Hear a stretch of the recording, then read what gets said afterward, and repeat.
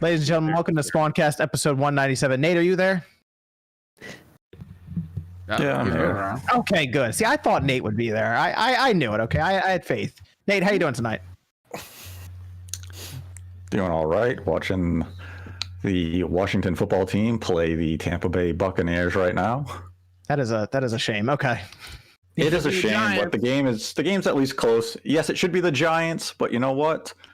When you they both ass. When you're just terrible and the Eagles intentionally dive in a football game, you don't make the playoffs. But right now, Washington is holding their own against Tom Brady and the Bucs. And I'm going to now get off that topic.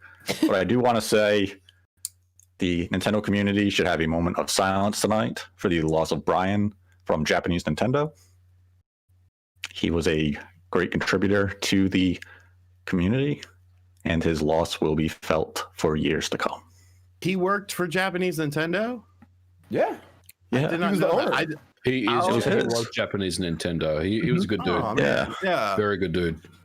I actually spoke with him a couple of years back. I was like, hey man, like we should team up for streaming. He's like, dude, he was so nice about it. He's like, dude, I don't know what the hell I'm doing when it comes to streaming, but like, he's like, you do a great job. And he was very, very nice. I remember getting articles for videos off of his website and, you know, linking back. And he was always very nice about the extra traffic and stuff like that. I remember, you know, just talking to him beforehand, man. So it sucks. So yeah, man, like definitely, you know, rest in peace. Apparently he passed away last year and we didn't find out till right now. So yeah, it was in November, but he was a great guy. If you ever had to ask him for help with coverage or something in, you know, from the Japanese side, he was more than willing to lend a hand. He would give you tips. He would help you translate. He was always there for people in the Nintendo community, and the community definitely lost a good one. Quality work over there too. Japanese Nintendo. Yep. Quality work. Mm-hmm. Sean. Hi. You're back. I'm back. It's been a while. 2 weeks. Has it been 2? I thought it was like 3. Has it been? People in the chat probably know better. I feel like it's been. I'm pretty sure it was 2. Christmas and New Year's. Yeah, but click. You were. Yeah, I guess it was about the same amount of time, wasn't it? Hold on, let me think. Yeah. Were you here when? I'm an aunt now. It's been 3 weeks according to an excuse. Sean just said he was tired last week. Yeah, pretty much. I mean, to be fair, there was not much news last week anyway. What happened last week? Yeah. We talked about 2021 for all the different companies, and we said, do you know what we said? Because I went back and looked. Wouldn't it be interesting if Nintendo bought Next Level Games? We did say that. We did say that last week. That came up. That was something we brought up. So I guess we'll be talking about that tonight. I also have the Switch Pro data mining or Switch Revision data mining that took place, and Monster Hunter Rise got a demo. And I figured we'd go over that too separately from the games we've played. But Sean, it's good to have you back here. Good to be back. Good on the podcast. Back. Very good. Jordan, what's up? What's going on? I like the wall behind you, the brick. It looks really good against that light. Very nice. You always got the best set usually. So pretty. I appreciate it. Yeah, good to have you here, Jordan. How are things going? Doing all right. Yeah, doing okay. Okay. Good. And then we have OJ. Hey, I'm actually here because everybody asks me every single week whenever I stream, are you going to be on the Spawncast? And I say, maybe not. even though I'm on here every week. Every week, yeah. Pretty much. The only time I wasn't was when I was in freaking Africa, you know? That's because the internet cuts out every single 5 seconds when you're there. So you can't. Come on. That's the only reason why I wasn't, like, because the internet's so trash unless you have to go like with a super premium in it, and I wasn't set up because we like planned it all last second. But yeah, outside of that, yeah, I'm here. Thanks for having me though. Seriously, like, you've been awesome, John. So thank you for having me. Everybody here is awesome. So I'm happy to be here, of course. We are missing Max. I don't know if he'll pop in at some point, but we'll see. We'll see what's going on with Dreamcast guy. Then we have MVG. Hey, what's going on? Good to have you with us, NVG. Good to be here. And then we have Click is back. Miss Click. Hello. Happy New Year, everybody. Congratulations. Miss Click. I haven't seen you guys in a whole year. Yeah, I'm an aunt. Click. Wild. Congratulations. Yeah. I did not know. Yeah, one of my sisters. Auntie Click. Yeah, she's so little, y'all. I'm telling you, you hold a baby and it it's wild. They're tiny. They're small. They smell good for some reason. Why do babies smell good? We'll never know. Wait a minute. Wait till later. No, not the dirty diaper phase. Hold on. I'm not talking about the dirty diaper. I mean like their forehead. You know, like baby foreheads, like they just smell like just innocence and not Twitter. When did you Not smell Twitter. it? Did you smell it when she first came out? Oh yeah, as soon as she came out, right? Yeah, face the forehead right away. I'm just saying, I was No there wipe. in mind when my daughter came right out, you know, and it was an interesting smell, but no, Did you later smell? once they're cleaned up. Okay. I was there. It just wow. Oh, okay. Okay, got it. Sliding out. All right. Well, okay. We got Evan. Evan, roll along with that shirt. I see you keep posting a lot of artwork up. Look, that's gonna be a ridiculous shirt, by the way, when that's done. So eight more people, and then gotta finalize the logo, and I might actually have it done before episode 200. Hopefully, maybe. So post a nice preview up on Twitter before the shirt drops. Oh, Okay. yeah, probably. Okay. All right, very good, very good. Do you have a plan of the release for that? Are we gonna do like a limited run of it? Or are you gonna have like a? There's going to be a limited version that'll be up for a month, and then there'll be the more standard version going ahead later. Okay. Very good. Very good. So we want to talk about some of the games we played this past week, other than Monster Hunter Rise. That's demo, but I figured we'd have that as its own topic because that was an interesting demo to go through. But any games you guys play? I will say I did start Persona 5 Royal. Yes. I dropped like 10 hours into it this week. So it looks a lot better on the screen than I remember. And I realize that's because it technically is using a PS4 Pro patch for this on the PS5 with the Royal version. So it does look a lot cleaner than I remember it originally looking when I played through it on the PS4. Yeah, it's high resolution.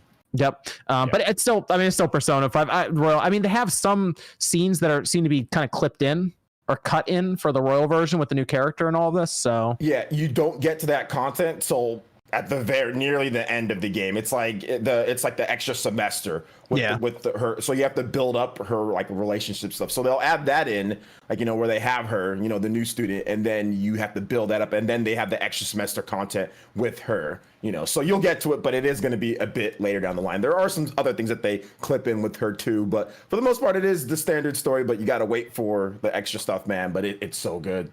Yeah, Persona 5 Royal. And heck, man, I saw there was like a Twitter post. It was the highest rated game of last year on Metacritic. A lot of people don't know that. So yeah, it was actually. So that's interesting because it's technically a re-release. But I did that, and then I also started playing back through Hitman. The first one. I'm gonna play through Hitman 1 and 2. They're not long games. You can beat them in, I think, less than 10 hours pretty easily. So I'm gonna go through both of those before Hitman 3 is out in 2 weeks. 2 weeks. Is that the 20th that it comes out? Seems like there's absolutely no buzz around that game. I mean, the people playing are saying that it's pretty damn good. Yeah, I like the Hitman games because when you start getting the hang of them, it's like every level that you go on or mission is basically like a puzzle essentially, and there's so many different things you can do to eliminate your target. Like the first one, as an example, that you do in the beginning of Hitman. Not to spoil them, but you can either choose to poison the guy with rat poison, then he goes to the bathroom and you can drown him in the toilet if you want. Or you can dress up, you can take out the guy that he's meeting with, dress up as him, and then basically murder him when you guys walk away to talk business. So there's like a lot of things you can do to take out some of the different people or targets you're doing. So I mean, it's a cool game. If you haven't played them, I think it's worth checking out. I think Hitman 2 is on PlayStation now. I don't know if they're on Game Pass, but they just had a deal, or just had a sale on the Hitman games, and I think the first one's like 80% off right now on PlayStation. So they had them on real Hitman 2 though. Well, no, not the one Hitman 2 Silent Assassin, not from back in the day. And they had Hitman Agent 47, and that game made people rage like crazy because there was it doesn't like help you. Basically, in the beginning of the game, it just throws you down to an alleyway with a suitcase, and it's like figure it out, and like you just die or whatever. The original one on the PC. Yeah. I just remember they threw me into an alleyway, and that was back when there was a lot of fog in the distance, so because you couldn't see that far with like camera draw or whatever, and it was so frustrating to figure it out. Eventually you do, but you just die over and over again in the game. I liked Silent Assassin on the original Xbox, though. I thought that was a fun game. So, but I recommend people go through them. Like I said, you can beat each game in like less than 10 hours, I think. So I recommend going through them before Hitman 3 if you haven't already. What about Sean? What'd you play?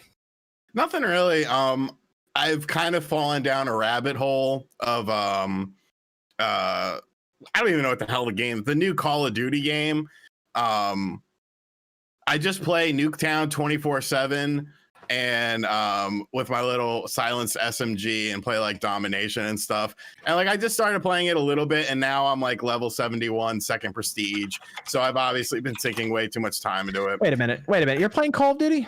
Yeah. Wait, hold on. Only Nuketown though. I only play Nuketown. Wait. Because I asked you if you want to play Call of Duty, and you said you weren't playing. Well, you didn't say Nuketown 24/7. Oh, I just play whatever deathmatch or whatever it is. No, Nuketown 24/7. You do team deathmatch, domination, and hard point, and kill confirmed. But kill confirmed sucks. I'll play deathmatch on Nuketown. That's fine. All right, cool. Yeah, I'm a beast. And I've been playing some NBA 2K21 on the Series X since my teams are actually fun to play with this year. I played some game on the Switch. I don't remember what it's called. Nate might know. It's basically there's like a program you could download on the Switch to create your games or whatever, and then the company that made the program released like 15 games for like 99 cents that were made using the program. I don't know. I just picked it up on a whim just because I was bored. It's kind of fun though. Some of the games are actually, there's like a Space Harrier clone. There's like a fun endless runner where you play as a ninja for like $1. Like you get a really good value. No, it's not RPG Maker. I can't think of what it's called. Yeah, I know what you mean. I can't think of the name of it though. So they're just games they built with that like game maker, that engine they put out. Yeah, Fuse 4. I think that's it. I'm pretty sure that's it. Okay. Did you try to make it a game? Hell no. You have to download a separate program. Like the Fuse 4 is the program that you download, and it's like $20. But you could get a curated game list for like 99 cents with a bunch of different games. Okay. And what about Click? yeah.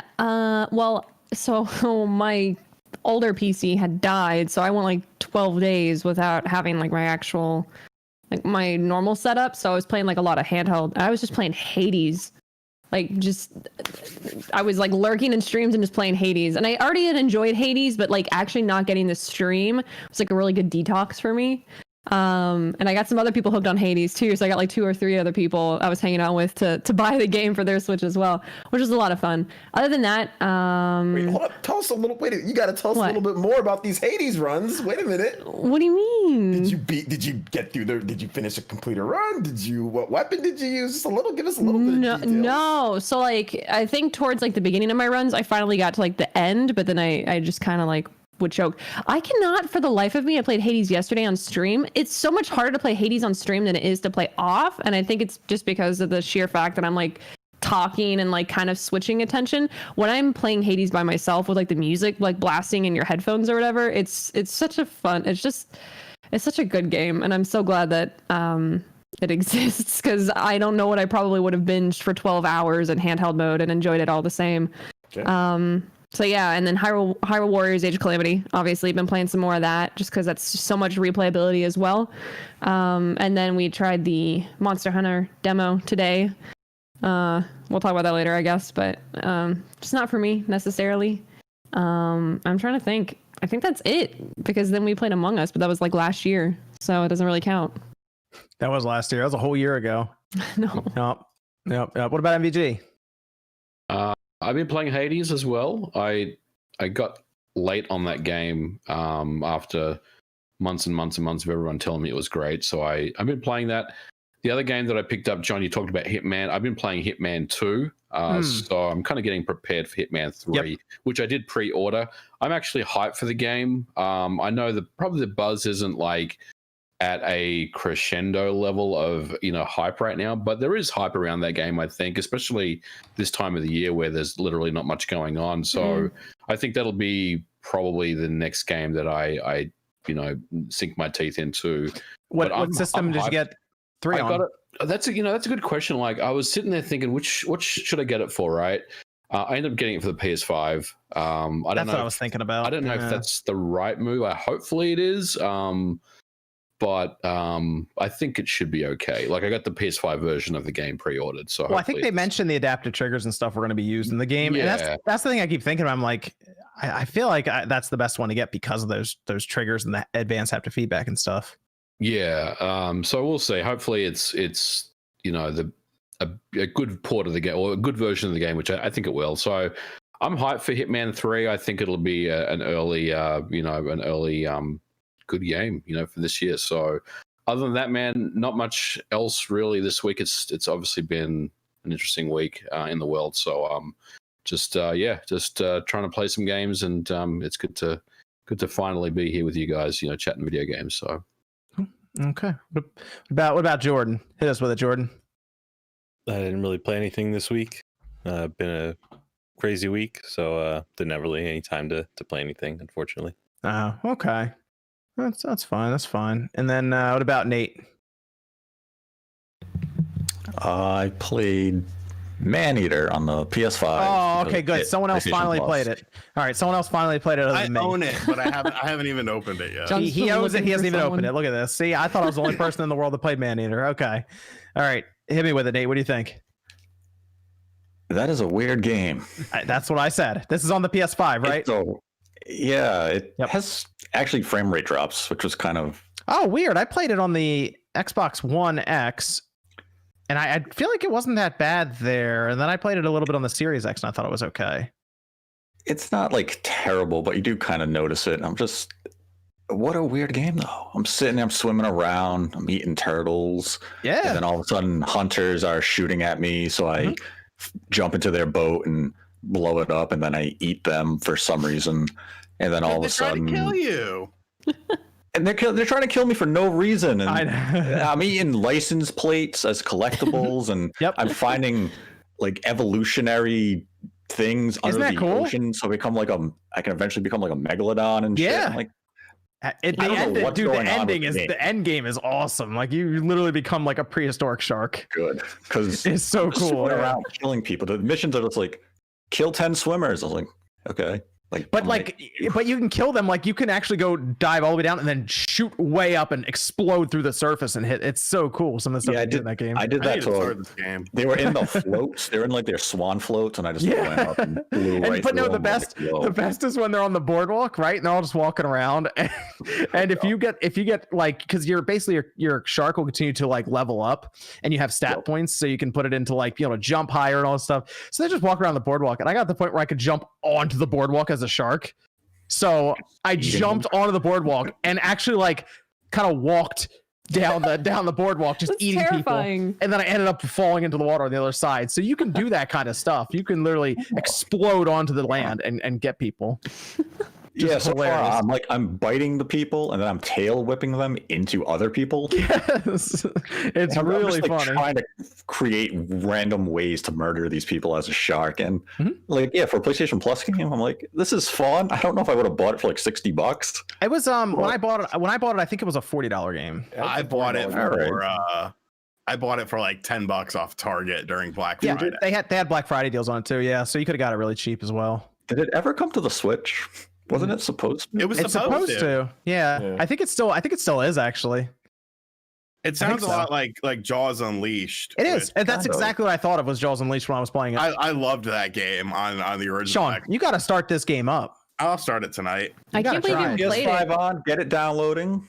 Oh yeah, I forgot about that. Wait, do you have it? Sean game. What system do you have it on right now? Well, I have it on PS5, but I got to install it. Oh, I thought you said you bought it at Black Friday or Black Friday time. Was it on PlayStation? Okay. Yeah, it's been in the shrink wrap since then. Okay. Yeah. Install that thing and get to eating humans and turtles. And I think when I was in the bayou, what the hell was the name of the fish that was like actually fucking my shark up? And I was like, are you kidding me? You're like a sturgeon and you're fighting me. I'm a shark. Yeah, you'll fight other sharks too in the game and stuff, and you go through basically they have like their like generals essentially below the main person that you fight against stuff. It's over the top, but it's pretty funny. And my problem with it got a little repetitive for me, but then you start unlocking some of the weirdest like things for your shark, like electric jaws and stuff, and it was so strange. It was awesome though. I think it's worth getting. Yeah, it's definitely a unique game. I mean, we're still waiting for the PS5's next big release, be it Returnal or Hitman 3 next week, which you probably were smart to get the PlayStation 5 version, because if you have PlayStation VR, you'll also get access to the PS4 version, so you can do the VR missions. I do have PlayStation VR. I do. Huh. Good call. Yeah. Interesting. I don't know if I'll hook it up, to be honest, because it's a lot of work. But So I actually have a question. yeah, what's that click? I have a question about VR. What would be everybody's recommendation? Because we were talking about this the other day. Like, what are the pros and cons? I know we probably talked about this a long time ago, but it's just not relevant to me because I'm shopping for VR.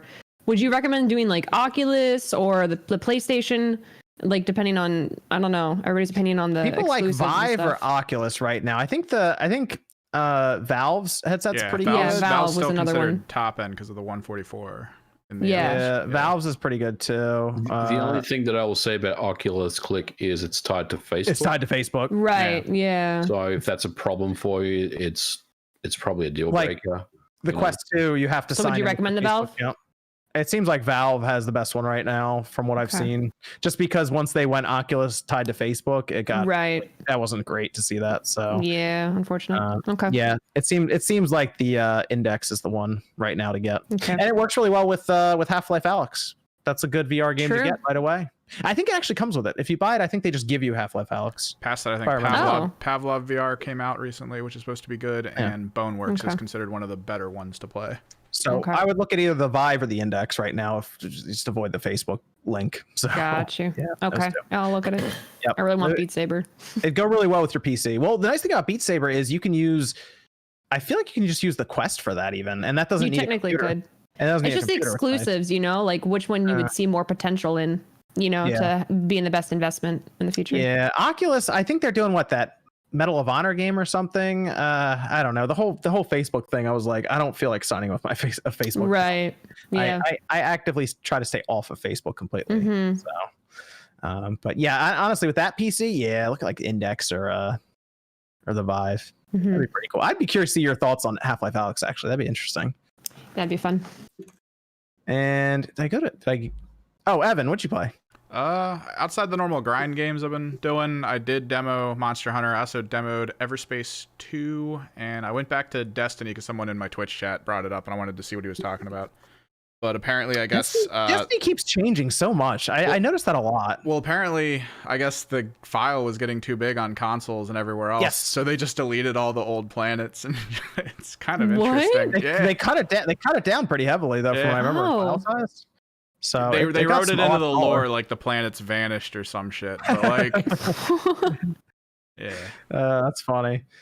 Okay, so why don't we just go over to the Monster Hunter Rise demo then, because we just talked about what we play. Let's just go right into the Rise demo stuff. So who got a chance to download and play Monster Hunter Rise? Yep. I did. I know Sean did, Click did, Evan did. I assume Nate did because he mentioned hitting something and exploding.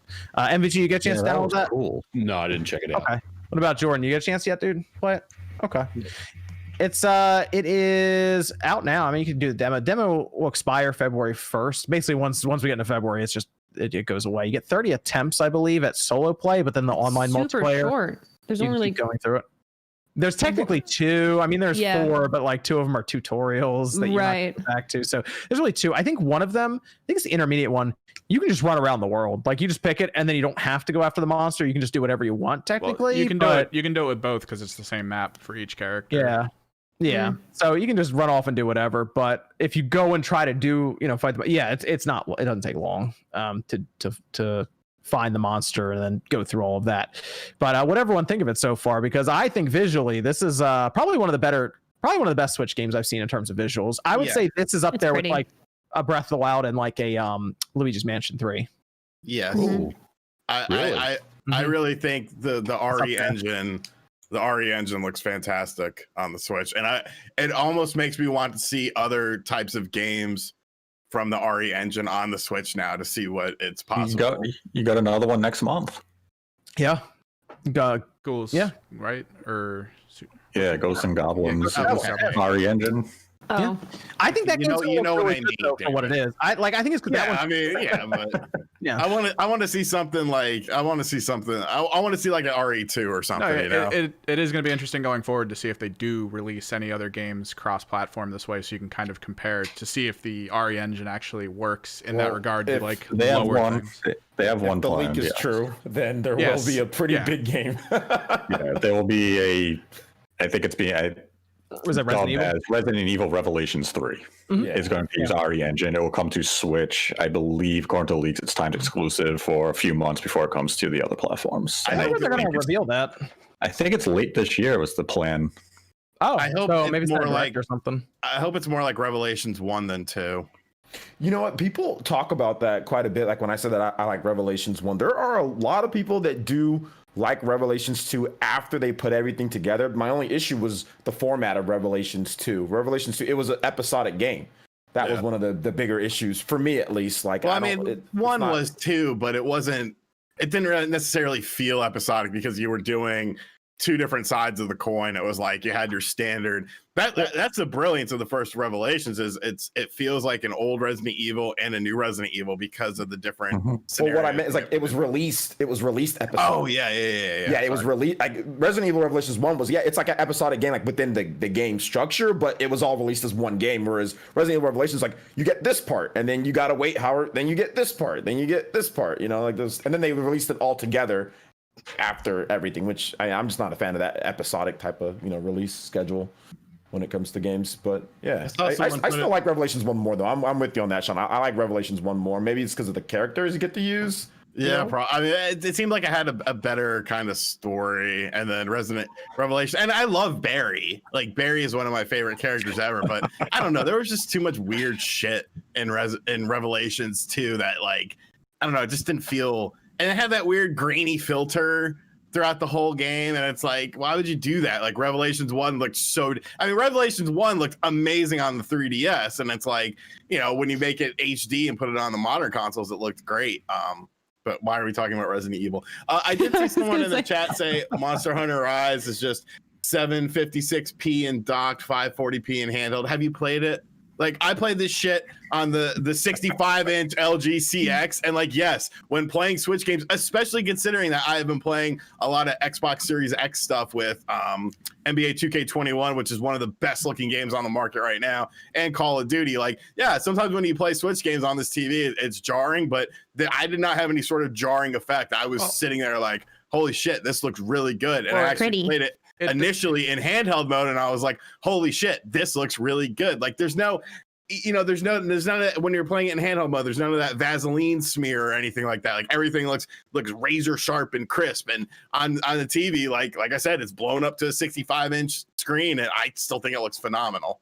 I feel like the stylization of it though leans really, at least with this map, leans really heavy to like the grayish greens and the browns, and like there really wasn't a lot of like visual. I think the environment. Yeah, the environment's very basic, I would even say at times. You look around, you're like, okay, that kind of makes sense why they're going that route. But I mean, they also had the snow level and stuff that we didn't technically get to play in like that. So. That could be cool. But the main thing from the map, at least, was the water effects, like how the water actually textures out and moves. It looks really nice. The engine and the should reflections be great for off this. the water too. Yeah. Yep. And then hey, if you get some sort of Switch revision this year, and it makes it look even better, there you go. People pick that up like crazy for Monster. Yeah, I was watching one of the monsters like drink through the water, and the water effect, like while he was drinking, was really. I was like, oh, look at him, he's so scary but so cute. I think. And then I killed him. Yeah, it was. I mean, the RE engine is interesting to see on the Switch right now with a Monster Hunter game, and I maybe they'll continue using that going forward for the next big Monster Hunter World game. Oh yeah, that'll be cool. It's definitely gonna be art. They're not gonna go back to that empty framework for the next. They're getting a lot out of this engine. I will say that It's now very on all the versatile. platforms. Like it's extremely versatile, and like someone just said, it's one of the best engines out, if not the best. I would say, yeah. I mean, if you look at like Resident Evil Remake or 2 Remake and all of that, yeah, it looks amazing when you have it on like a big screen and all of that. So, but I would also say like Capcom does a good job of actually making sure like when they launch their games, they're not broken to hell. You know, like they're big games that you don't have like a lot of glitches and bugs in Capcom games. I mean, there might be some, but every single game that I've played on the RE engine, from Resident Evil 7 to RE2 remake, Resident Evil 3, everything's been really good, and I haven't ran into like many issues at all playing Capcom's biggest games. Devil May Cry 5, they're all solid. There's not a lot of problems with any of them. So that's like, not only are they visually impressive and run great, but they also don't have any of the issues that you see like a lot of some of these newer games launch with too. So how about the turnaround story for Capcom? Like, yeah, really, weren't they about to be like out? Like they're on the way out, and if Twitter was how big it was, social media in general was how big it was when Capcom was at their lowest, like they would have been fucking. Like you think people bashing EA and Bethesda and shit? No, man. This Capcom was like, you hated Capcom. They were idiots. Yeah. Well, what was it? A few years back, the head had that interview where he's like, "We have a plan. We're gonna do it. It's gonna turn it around." It seems to work. So it's kind of awesome. Yeah, because they finally took everything back internally. Then they weren't going to these Western studios anymore to make Lost Planet 3 and Dead Rising 4. They said, yeah, we're going to make the games. They weren't giving Ninja Theory, Devil May Cry anymore. It was Capcom is going back to their roots, and they're going to make the games themselves. And that's why we got Resident Evil 2 remake. That's why we got Monster Hunter World. They focused, and they're finding success. And hopefully they continue down that path. They don't become that dumb company of, let's make Monster Hunter for mobile devices. Oh, no one actually wants them there. And we invested $200 million into our mobile sector that bombed. They learned their mistakes. And you don't think Monster Hunter would do well on the phones? No, it already didn't. It would probably work best as a themed game as Monster It'd be like Hunter. a gotcha Yeah, game. a theme game for sure. If they did like a Dragalia Lost or Fire Emblem, Fire Emblem Heroes thing, maybe. It Oh could yeah, work. that's what I figured. That Yeah, but like as like a core like Monster Hunter game. Oh, like, no. no. Like I think Nate, Nate was basically got that right, man. Because I was very critical of Capcom too back when I was covering them, because they did a lot of weird stuff. But yeah, they focused, and they just got their teams back in order in terms of what they want to do. So I'm so happy about that, because Capcom, they've got some of the best IPs out there. I think we can all agree to that, man. Capcom has some of the best IPs. Like, they are amazing. I will say their nostalgia branding needs some work though, because the home fight stick, that thing sucked. That new thing that they have, the Mega Man helmet, that thing sucks. What's the arcade they have? That new thing coming out. It's like, why don't you just make a Capcom box? Why do these companies have to be all weird about it? Oh, like Capcom home arcade for the Switch. Oh, no. The Capcom arcade cabinet that you buy. It's like this weird looking TV thing from their Mega Man thing. Yeah, there's 10 fucking games on it, and they want $200 for it. Why don't they just make it? It's because they're doing like all this R&D. Just make a little box. Just a box that has 20 good Capcom games on it, and that's it. Well, I mean, and the thing of it is like they have such a lineage of games. It's not like even looking at the Capcom arcade stick that they did at home, like they managed to get Alien versus Predator on there, which is the first time it was re-released since the original arcade version. So obviously they can work on getting, it doesn't just have to be like the Mega Man thing has like Street Fighter 2, Street Fighter 2 Turbo, Street Fighter 2 It's like, fuck, man. I've played these games a million times. I own these games a million times. I own the arcade 1-up. I own the Street Fighter 30th Anniversary Collection. I own the Street Fighter Anthology on the PS2. Like, I'm dying. Yo, imagine your deck. Capcom kills John. Imagine your death certificate says killed by fucking Capcom, dude.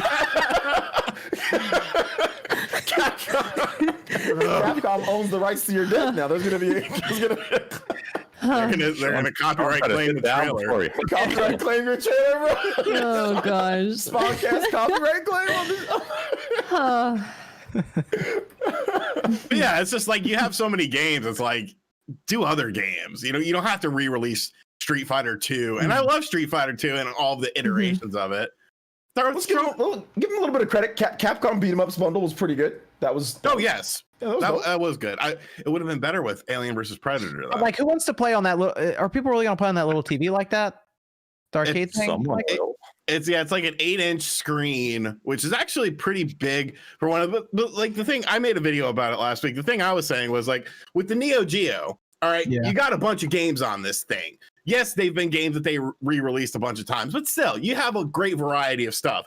The Sega Astro City Mini, not as many games as the Neo Geo thing, but you have arcade versions of Sega games that were currently unavailable, like Virtua Fighter, the arcade version. That's the only way to play the arcade version. Yeah, and Revenge of Death Adder, Golden Axe. Revenge of Death Adder and Arabian Nights, which never got, any sort of home thing. So that gives it value. But with this, it's like 5 Mega Man games and 5 Street Fighter games. It's like, why is this $200? Like, I don't know. They seem to just be tapping the wrong side of retro nostalgia. Making you buy the same damn ROMs you've bought like 30 times in the past over and over again. Yep. That's why they killed me. And we keep buying them. Yeah. We keep buying Resident Evil 4. I don't. That's true. I do. I own Resident Evil 4 on GameCube, PS2, 360, PS3, Xbox One, Switch, and I bought the iOS version that was awful just because Why? of Resident Evil 4. Because it was like $2. And then I realized this game sucks. But I keep buying Resident Evil 4 because it's a great game. Well, when they remake it, that'll at least be worth buying. Well, yeah, then everyone will buy that when they remake it. So weird. So Monster Hunter. Yeah, Monster Hunter. Yeah, Monster Hunter. I was fighting the monster on, I guess it was the easy mode, whatever the first one is. The raptor type thing. Velociraptor looking thing. Mm-hmm. And they had those bomb badger things. And I smacked him across the map and he flew into the Velociraptor and he blew up. And he dealt like this ton of damage. I was like, oh my God, that's awesome. And then I wrangled the Velociraptor and I ran him into a pillar of stone and the stones collapsed and he passed out. And then I had the double blades. I just carved into him until he died. I was like, this is kind of crazy. I didn't know you could hit the bomb badgers into things. I think I used the great. So I tried to like link up this combo of just blowing them up with these bomb things. I used the really big sword the first time, and my person was slow as anything. No, Gunlance. Gunlance is slow as anything. I tried. I was also the one that switched between the sword and the axe as well. I tried that. That was I did I ended up switching like the wheeled things. I'm not gonna lie, and I told people this when I started the demo. Monster Hunter combat for me personally is a little slow and clunky. You have to kind of like hit and then like be very careful. Mm-hmm. It's not that I like hack and slash. I just like if you get hit, it doesn't take 2 hours for you to like get back up, or if you have to like heal, it doesn't take you like 4 hours to freaking chug a thing of whatever you're drinking. It was cool. It was pretty. It's not my style of combat. And I know a lot of people feel that way, and it's not bashing the game. Like the game runs really smooth. It's really pretty. I enjoyed it. Like even the opening like sequence on the title screen, like right from the beginning, I was like, this game looks gorgeous. It's just not my style of combat. I think, obviously if you've grown up with the Monster Hunter series, you're going to appreciate a lot about it. My favorite thing was the Palamute. I think that was really, really fun. Like it felt a lot of like Astral Chain, but I like Astral Chain, so it makes sense. There's also Monster Hunter Stories coming up. You might like that then. Maybe. Yeah. I don't know. I think it definitely is one of those games where you have to put lots of hours into it. Obviously, like try the different weapons, but learn the patterns of the enemies and stuff like that. And it just, why don't they have health bars? Like, I'm tired of chasing after monsters, dude. It's like it runs again. I'm like, please stop running. Oh, I do like the Palamute. You can use the Palamute, to chase after it. So that was really cool, like jumping off the mountain and everything. I liked it. It was fun. I mean, the idea of being able to ride the monsters is pretty cool too. Jumping on top of them and like crashing into the walls, like that was interesting to be able to do that, because you had to like use kind of a specific setup to get them to like this mode where you could jump on top of them and take control. But from what I saw, you had to use like your what are they called, the flies, the bugs, wire flies. There you go, that one, where you have to jump up and string it into an attack, and then you'll knock them down after a few hits, and then you can ride them around. So like that was cool. I did that in a few of them. One because I guess it was the first one where they end up running into another monster if you fight them long enough, and I managed to grab that monster and then attack them with it. So like there are some instances I think in the game where they'll probably use that more. The intermediate fight, we started on top of the mountain and there was a dragon up there and some guy grabbed it and started fighting him. It was pretty good. Did you guys do the online multiplayer? Once. No, how does that work? I heard it didn't do too well. I didn't try it yet, but from what I was being told, problem with it. It felt as stable as single player for me, but I played like maybe 2 days after the demo came out. So how many friends do you have on your friends list? No, I don't have any friends on the Switch. Why would I have friends on the Switch? Friends. There's an issue where it uses your like Nintendo Switch Online account. If you have more than 50 friends, it causes the online mode to chug for some reason. So if you Interesting. played it on Really? another account with no friends, your online would actually be smoother. So forever alone is an Wow. advantage. Excellent. Aw. Yes. I did see that online though, where someone else was saying that. wonder why Yeah, it's that some DRM issue with this demo that's Capcom and causing their a DRM. problem. That's odd. Yeah, I heard it was just like it was like chugging badly, like the frame rate was just skipping constantly. Hmm. Yeah, that's because weird. I played online and I wasn't having lag. It was just clunky, and it was like, what's happening here? Because if I'm not lagging, why am I getting such weird performance? And it's because I have more than 50 friends. So I'm removing Sean to No. make 49. Just Sean. That'll get me. I under was 50. I was watching. I think it was Max's demo impressions, and the lag. It's like it happens at every like the same interval in time. Like a few seconds goes by, then like there's a pause. A few seconds go by, then there's a pause. A few seconds online? goes by. Yeah, when he was playing it online, it was it's obviously something that it's not lag in the traditional sense, but it's definitely something that they need to address. And maybe to Nate's point, it's something to do with either DRM or friends list type stuff. Okay. So that's coming out in the end of March. So we have like 2.5 months, I think. for that to Same come out. day as Balan. Gonna be a very busy day. The what now? Yeah, everyone's Come looking forward on. to that. Yes, everyone's like, oh boy. Go to hell, all Why of you. You just said the name of that game, and everyone thought, "What the hell did he just say?" Well, I knew what he said because that's a AAA Knights game. That's my AAA Knights game. That's I'd the reason rather I remember. I'd rather buy Konami's train game than Balan Wonderland. It looks fantastic, and it's Wonder World. I always say Wonderland, but it's Wonder World. Well, so did Geronimo. He wrote Balan Wonderland too, so no one knows what the hell the name of this game is. Why did they pick the same day as Monster Hunter? I don't know. Like, But why? this is going to be an expensive day. As an excuse to the shareholders. I don't understand why. Square Enix is publishing it, though. They Yeah. might do a little campaign with it. We'll see. I mean, I'll check it out anyway, but I'm not expecting a ton from it. Day one purchase, baby. Any other thoughts on Monster Hunter before we move on to some Discord questions? It's going to be a real- huge seller in Japan. Yeah, Oh, gonna be- yeah. it's going to be huge. It's actually outpacing World in Japan when it comes to pre-orders, like by a good margin. Well, we know that when it came out, the demo, like Nintendo servers were like struggling, like it was bad. Just to be able to get the demo was really hard. Actually, I think I had to select download demo like 20 times for it to finally start. So it took just an hour just to get it going. Yeah, and I just historically, though, this Yep. is Japan's preferred method of playing Monster Hunter in Yeah. handheld format. So this is how Yeah, you're 'cause doing it this year. It sold a lot on the PSP when it would come out Oh, then yeah. too. So it's just like portable. Yeah, that's where it is for Monster Hunter. We got an interesting race in Japan.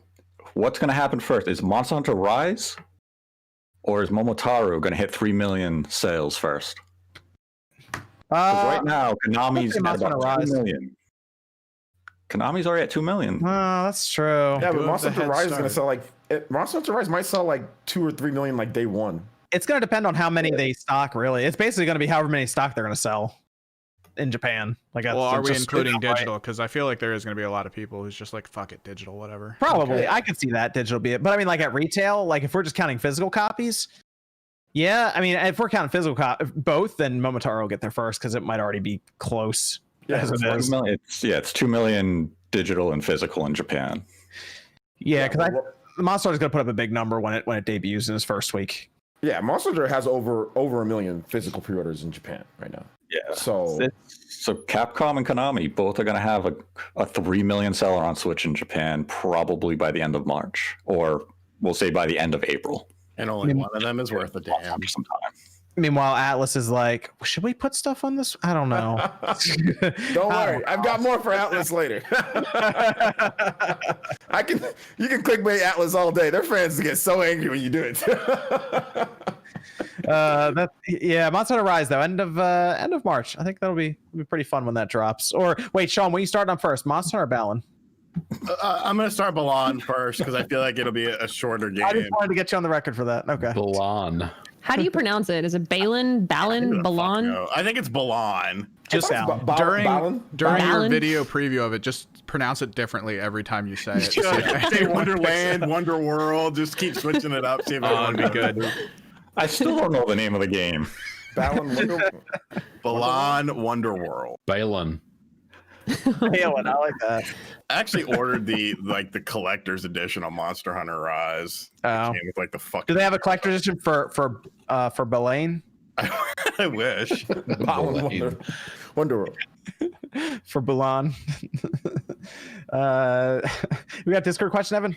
We'll start with this one. This one's mostly for OJ. We got a guy who's a huge fan of Persona 5. He does not like Warrior games, though, so he's making sure that Persona 5 Strikers could be worth the pickup for non-combat related portions.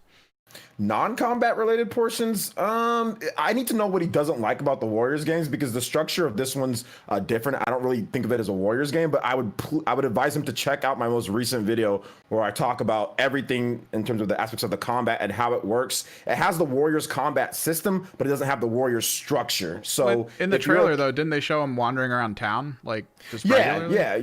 It literally, it's a Persona 5 action RPG. That's how I would describe the game. It's a Persona 5. Just take the Persona 5 and say, hey, it's an action RPG, but it doesn't have as strong of the elements like with the social stuff. It's not as much there. It's more focusing on like the dungeon exploration, some of the combat stuff, there's platforming sections. So it's kind of a different style of game. So I would say that play the demo. There's a Japanese demo out that you can check out. Just get a Japanese account, either PlayStation 4 or the Nintendo Switch, and check out the demo, because it has a pretty good idea of what you can expect from the combat. You can pick different options of dialogue. So, I mean, they definitely rip a lot of things from it, but it's not like, don't think of it as if it's like Hyrule Warriors, Age of Calamity, or Fire Emblem Warriors. The structure is completely different. So check out my video if you can. It breaks it down.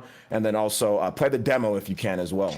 I wonder if they're going to release a demo for that in the US. They're not. No, there's no demo coming out. It's just a Japanese demo, but it's certain parts of it are in English. Like, so you can get through it. It's very easy to download. It's not hard to download the demo or to play through. There are some stuff like, that you might, obviously you don't understand, but it plays very similar. Like the controls are very similar to a Warriors game. So if you know how to play Hyrule Warriors or Fire Emblem Warriors or any of the Warriors games, you can start launching people into the air and doing all the combat stuff. However, you're not just constantly wailing away at enemies for like a whole map and capturing strong points and holds. That's the structure of a Warriors game. You don't do that in this one. So yeah, check out the demo. That'd be like the thing that I would say. But I would say, yeah, man, check it out. If you can. We have another Discord question, Evan. Favorite open world game? Favorite open world game. Ooh, Breath of the Wild. Breath of the Wild. For sure. Breath of the Wild. And Skyrim is good. Skyrim is good. I was thinking Skyrim for Breath of the Wild. Really? World game. You don't like Skyrim? GTA 3 for nostalgia. You don't like Skyrim, Clicky? Does Warcraft count? Yeah. Right? Yeah. It's a good one too. But Breath of the Wild, honestly. Yeah, Breath of the Wild. Those are good. Breath of the Wild is a good one. Am I gonna get Skyrim? Am I gonna get crucified if I say I really like Death Stranding too? Yes. No. Nope. It's over. Nobody cares Thank you, anymore. MVG. I'm protected. Listen, I'm protected. MVG agrees. No, that's a very open world. There's not a lot to do in it. I mean, you could easily say Death Stranding. You could easily say Ghost. Jordan. Oh, probably, Ghost! Yeah. Oh, Ghost I is a feel good one. horrible for not even thinking about Ghost. Ghost is a good one. Is it best open world? Yeah. Yeah. Yeah, what's your favorite open world? Borderlands. Borderlands. Okay. Borderlands good. Oh, Okay. I'm going to go a very different path, since a lot of people have already said, good choices here. I'm going to say Forza Horizon 3. I actually thought about a racing game for a minute there when we just started that. Horizon 3, not Horizon 4. I liked Australia better. Thank you, Nate. I like going to the coast and all the landscapes. We got another Discord question, Evan. wait, no one was gonna say Cyberpunk. Hold on, wait. Not one person. I enjoy it, but they got works. a lot to do to it. Like the feeling of being in the city feels great, but like they have to fix the stuff happening in the city to feel more alive. What's wrong with it? I'm not taking that bait. I'll just read it. Night City is still under construction. Yeah. It's like Miami, honestly. I really don't want to bring. I don't really don't want to bring an early access game into this conversation. Oh, damn. Let's be fair, dude. Okay, when it leaves early access, we'll come back to it. We'll judge it then. Mhm. What do we got? Another Discord question, Evan? Would you say that for Nintendo, Retro Studios is the modern equivalent of Rare? No, because No. Rare Hope made not. No, a lot more games. Rare makes games. I was gonna say. Yeah, Rare makes Oh. their output was way more, and Rare had their own IP too. Like, Rare Also, had I have a their feeling Retro's had more canceled games than Rare. So Yeah, no way. I think there's a lot of games that Retro makes that just people never find out about. I mean, I would also like to think though that Retro's going to handle their own franchises better than a third party though. You know, like with Banjo. Yeah, well, yeah. That's a shame with Banjo. Mm-hmm. We got another Discord question, Evan? Do your current and or previous significant others play video games on a regular basis? Nope. Yep. My cats do not. She plays whenever she can. My wife, she plays okay. She likes Mario Kart. Does Candy Crush count? Sorry, my mom plays so much Candy Crush. She does Temple. Yeah, Temple Run. Yes. She likes Temple Run too. No. Yeah, what'd you say, Sean? Technically, Candy Crush is a video game. I guess it is technically a game. It's video. Yeah. We got another Discord question, Evan, or are we almost done? We got a few more. Yeah, I can do with. Okay. Why don't you do one more, and then we'll go over to the super chats that I'll pull up here. All right, let's go with. Do you think we will see Nintendo buying more studios with the success of the Switch? I don't know what that ending bit's there, but yeah, are they going to buy any more studios? You think? One more. One more. What? Until I think they'll finally just pick up. You think they'll finally just say, you know what? Let's just seal up intelligence systems and call it. Okay. I think that's fair. I am going to counter that and say Nintendo is not in the business of mergers and acquisitions, so I don't think they will. Yeah, because it sounds more like they only pick things up if they have no other option. Exactly, unless they have no other option. If Intelligent Systems is like, yeah, we're going to start making cross-platform games, then Nintendo may step in. But otherwise, I don't. That's what I think they're going to do. Intelligent Systems saw what freaking. I mean, yeah, I feel like wait a minute. Intelligent's like, what? Hold on, we've been boys, we've been homies since 1980, like 1980 something, 1990. Why can't you pick us up too? It sounds like the owners of Next Level got paid. So we'll get into that soon. What do you say, Miss Click? I would also think though that if someone else was interested in picking them up, like Nintendo would be like, no, like we're gonna get them first, kind of thing. Although they did I guess they let Alpha Dream just dissolve. So Alpha Dream was a better case of letting the company dissolve. They had a mountain of debt, and Nintendo could hire the employees for themselves instead of buying a company, get strapped with that debt. It was easier to let them fold. And in the case of Next Level Games, this was a defensive maneuver. This was so no one else could come in and buy them. Right. It was basically very similar to what we saw happen with Rare. So I think if Nintendo is going to acquire anyone, it's going to be on the defensive. They're not going window shopping to purchase studios. It's going to be a case of, we've worked with you a long time. You want to go, you're shopping around for a buyer. We value you. We'll pick you up before someone like Microsoft comes in and takes you from us. Well, let me go through some of these super chats, and then we'll go to Next Level and Nintendo after that. TJ says, I prefer digital over physical copies myself, but I can't wait to snatch up the Scott Pilgrim KO edition from limited run games and pre-orders go live. Also, hi RGT. Yo. Yeah, it was really cool to see that, by the way. The Scott Pilgrim vs. the World, the game, got a physical copy announced. I am huge grabbing that immediately. Yep. Huge announcement. Liam says, Kirby's Blowout Blast proves 3D Kirby could work. And Liam says, how much longer will we have the 3DS eShop? That's a good question. Well, we got a bit of a scare with those DSiWare games, but they ended up getting them back, so that's cool. Yeah. But honestly, I think the DSi has this year left in it as far as the eShop. So snap up all the stuff you want now. Don't wait. Get on that DSi shop and get all those games that you want before it goes. Good point. Forever. David says, have it. Dark Void Zero. That was a fun game. David says, have a cheap beer on me. Rabbit says, "Hi guys, carrying a controller around to use xCloud is bulky. Should Microsoft create a flagship phone to help the platform? Something similar to the Xperia Play. They made the Surface Duo last year." They already tried the phone thing. Microsoft have tried. Oh, phones they had Windows before, Phone. That's right. Windows phones. Right now, they have razor sharp focus on Xbox, and I think that should continue. They shouldn't have to. They shouldn't mess around with making phones, in my opinion. Mm-hmm. And Spencer says, if Switch Pro is a dock, an existing Switch can be turned into a Wii U gamepad when in handheld or parallel processing when docked. I don't think they're going to do all that. I would Switch like that Pro will though. not be a dock. Oh, okay. I think it'd be a cool There it is. idea. Oh, see, okay, good. We'll be going to that topic. But do you guys think, like, I don't know if they should go back to the whole looking like the back and forth thing. I mean, that didn't work out well for Wii U, so. Basement Radio Arcade Podcast says, "Happy New Year, everyone." Dragon says, "Will we ever get Red Dead Redemption 2 on Switch?"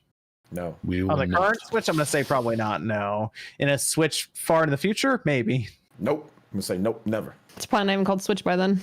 Yeah. Where's the Red Dead Redemption 1? It's not on Switch. Exactly. Touche. The better So why are we game. gonna expect The better game that needs to come to the Switch. Where's the GTA on Switch? Or GTA 5. Where's GTA on Switch? It's not GTA 5 is gonna happen, but when you have game cards cost a shit ton of money, and a company who doesn't want to why didn't they I move don't on? believe that. Look, Take I don't two. believe that. Because GTA where's 5 on GTA 3? Where's GTA 3? Where's San Andreas. GTA? San Andreas. Where's Let's San go. Andreas? Where's Vice City? They could easily. They have. It's on mobile. I don't believe that. Like, I mean, I do and I don't. I think they don't feel like making anything. It's like they don't want to make. They don't anything. have So if they to. don't- Yeah, they don't have to, and they don't People want keep to. spending billions of dollars on the fucking GTA 5 Listen, online. Take Two could easily bankroll any size cartridge they want, and Yeah, not even right. flinch. Not even flinch. It's It nothing to might be them. worth if they saw success on the Switch. It might be worth doing it just because the online would make up for it in the long run anyway, in terms of having a user on the Switch. Only if they could have got GTA Online running properly. Yes, Yeah, they that was could've. the issue, apparently. Yeah. Starboy says, "All I have to say is thank you, Limited Run Games, for Scott Pilgrim."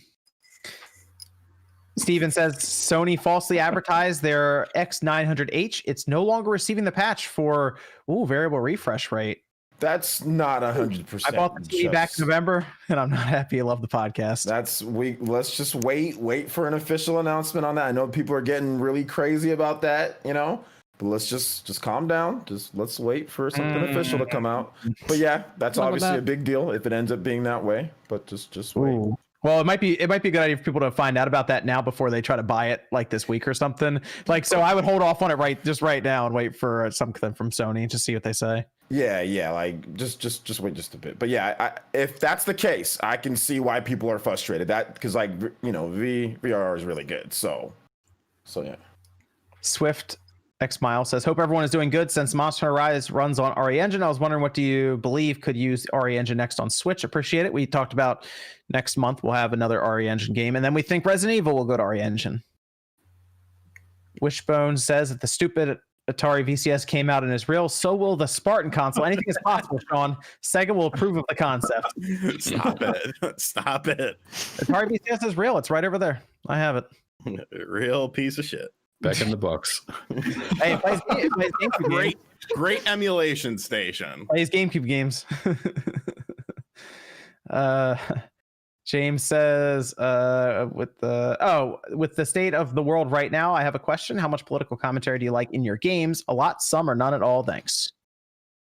Depends. If it fits the Yeah, game, then yeah, it fits the the game. game. Yeah, Yeah. It Like, it fits makes the sense game. for like the Division 2, for example. It makes sense there. Something like that, Mhm. right? Call of Duty, obviously. They do that all the time. Metal Gear Mm-hmm. Solid 2. But if it's Mario, I'm gonna be like, hold on a minute. Something seems off here. So I think it depends on the Yeah, the setting. Yeah, if it builds lore and the characterization is there, I think it makes it more impactful, more relatable in some degree. So, there's nothing wrong with that, I think. Jason says, "I bought all the .hack games per your suggestion. Should I play each game and animate together, or is there a certain order? Or does it not matter?" Well, the .hack they go in order because your save data moves through them. So you want to start with the first one and then move your way up through them. But they're still pretty expensive on the PS2, I think. I think the fourth one is the most expensive one, or third one. Dragon says, "Happy 2021. We survived 2020. Scott Pilgrim is back." Tijo says, don't want to spoil P5R for John, but you do have to max one of the new confidants by a certain date to get to the new semester. Jalen says, just do everything. Just do everything that you can do, and you'll be fine. Yeah. Jalen says, good luck to everyone trying to buy Scott Pilgrim physical version via limited run games. It's open pre-order. Yeah, window, they're doing open so pre-order. you'll be fine. Yep. You might wait a while. It might take a year, but you'll get it. Hey, I got my Panzer finally, baby. I got my Ease Origin and the Grandia collection. I think those took 6 months, I want to say. I got my Panzer, and then decided to pre-order the PlayStation 4 version of the game. So there's another 12 months. It'll be worth it when it gets here there for Scott Pilgrim vs. the World. Need that physical copy. Soul the Man says, what do you guys think of Demon Souls? Got it today. It's very good on the PS5. I mean, it's really the only game that we have on the PS5 that's like very exclusive good game.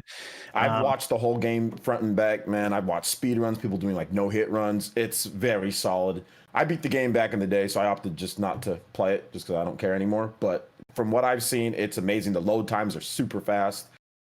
Resolutions, like, with the performance mode is really good. 60 frames per second, doesn't really dip or anything, which is important for that type of game, So yeah, controls are very good. So yeah, I think it's amazing. I think it's probably the best game, in terms of like PS5 game, Joven says, John, after watching your PS3 backwards compatible vids, I was wondering why I never mentioned that the Slim and Super Slim play PS1 disc games. I found out Tuesday. I say that all the PS3s play PS1 games. Doesn't matter which one you have. You can pop the PS1 disc in and it plays. It's the PS2 games. They're all over the place. Mitch says, I am donating to hear John say, chili, chili, chili, chili dog yum. Is that from the Sonic cartoon? Oh, I hope so. Alcatraz says, do you think Microsoft will update 360 and OG Xbox games, take advantage of the Series X? I'd like them to see. I would love to see them do an original Xbox game. Just see what they can get out of it. Just for fun. Just like take a original Xbox game and see what happens if they add some enhancements to it. I think we'll definitely see more from backward compatibility this year. In fact, didn't Matt Booty or someone, the other guy talk about they're bringing more games? Jason Ronald, he said that yes, they're bringing more games this year. So I'm surprised. Yeah. I'm surprised they didn't have backwards. I mean, yeah, I guess that was the thing, right? They had to make sure everything worked, so they had their whole team just really dedicated to making sure everything was there at launch. So, I mean, that's the hope is that now that it's launched, they'll spend the rest of this year just getting more backwards compatible games ready to go. Sounds like that was their plan. They want to get the systems out, and now they're going to go back and going through some of that legacy content and adding more games to backwards compatibility. So let's hope Project Gotham gets added.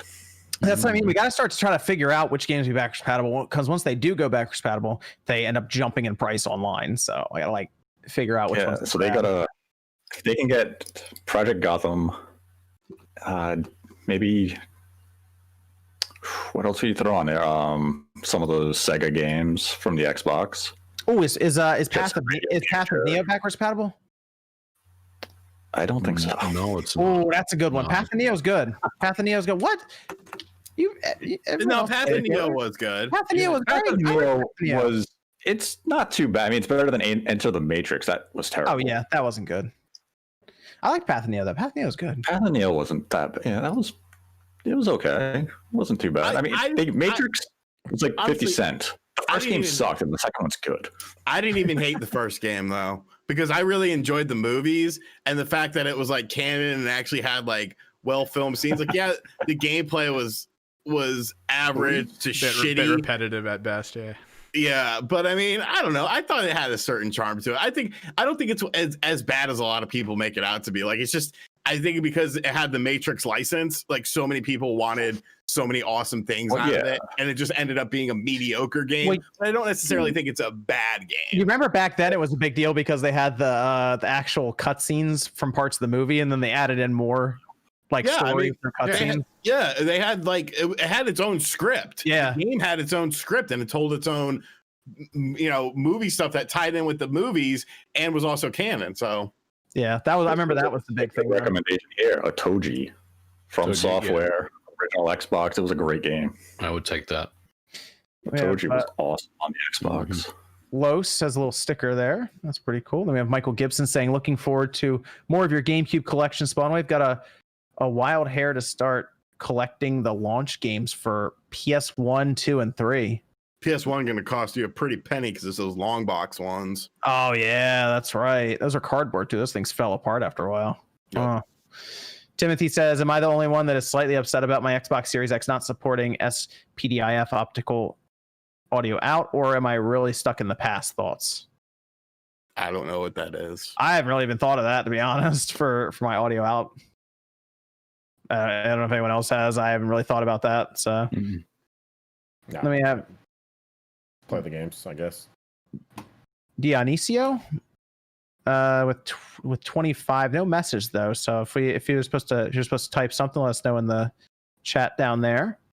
Gerald, no message there. Cam says, is it a good time to buy a TV or should I wait a couple years? The new consoles have a TCL 55-inch 4K. Great video as always, guys. Sony just announced some pretty good TVs that are coming up. I think they're going to announce pricing in a few months for their line. I think they are going to have some pretty good deals on them too. I think they're going to have some that are a little lower in terms of money, but some of those TVs looked pretty good. So I would probably hold out until like at least middle of this year just to see if you're fine with your 55-inch TCL.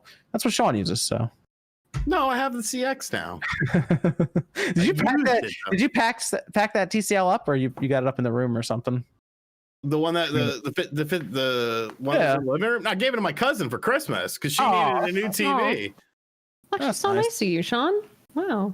Nice person. You just walk. Did you put it in the box, or you just walk in through the door with the TCL? No, I made her bitch ass come pick it up. I was like, yo, you gotta come.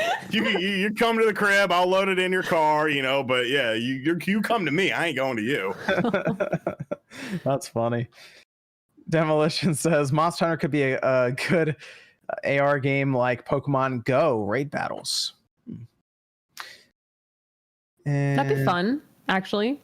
I play a lot of Pokemon Go. That could be fun. Derek says, sending love your way, Jordan. You're one of my favorite cast members. Little heart there. RGT, what meats you eating this week? Thank you. Man, I actually ate a lot of Grandma came over a couple days ago and brought me a bunch of sausage and peppers she had just made. So I've been eating a lot of sausage and pepper sandwiches. Oh, okay. Toshi says Capcom needs to bring out Mega Man Legends 3 and should just release Legends 1 and 2 for current platforms, including Switch. See, now we're talking. We need Legends 1 and 2 collection, and then 3 and the RE engine. Capcom's like, that's funny. I can't even get them to make Mega Man X9. All right, so but hey, you know what? There's hope for X9 because we have a game coming out next month that's going to be 2D that's going to use RE engine. So I guess you never know. Ice says, what are your predictions about the PS5 and Series X availability in big box stores this year? I think by May you'll probably see them in stores. Yep. So end of April, being in May, you'll see them. So Fish Fan says RGT85 best meal cooked by Gma this week. I got to go with the sausage and peppers once again because she also brought over, what did she bring? She brought some chicken tender or chicken cutlets. But yeah, that was the main thing. It was like a big thing of sausage and peppers.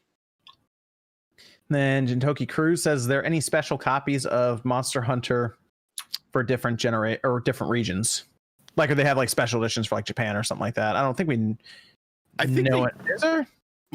Didn't Monster Hunter try have something in Japan? Because I think I own it, and it's like a big ass box.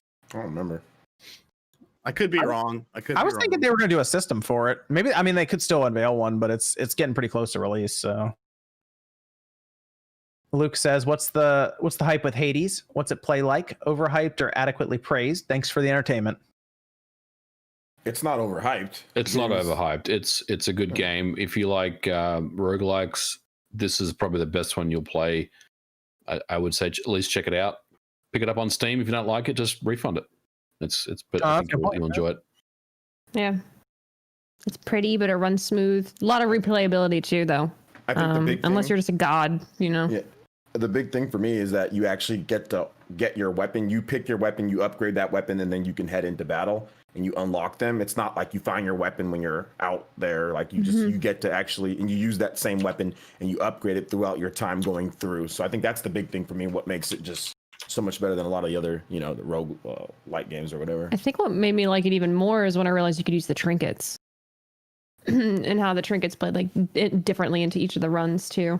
Like if you wanted to like kind of choose like what gods you wanted to appear, if Oh yeah, your upgrades. Yeah, Mm-hmm. the upgrades on there. Yeah, that's awesome. That's one of the best things about the game too. Yeah.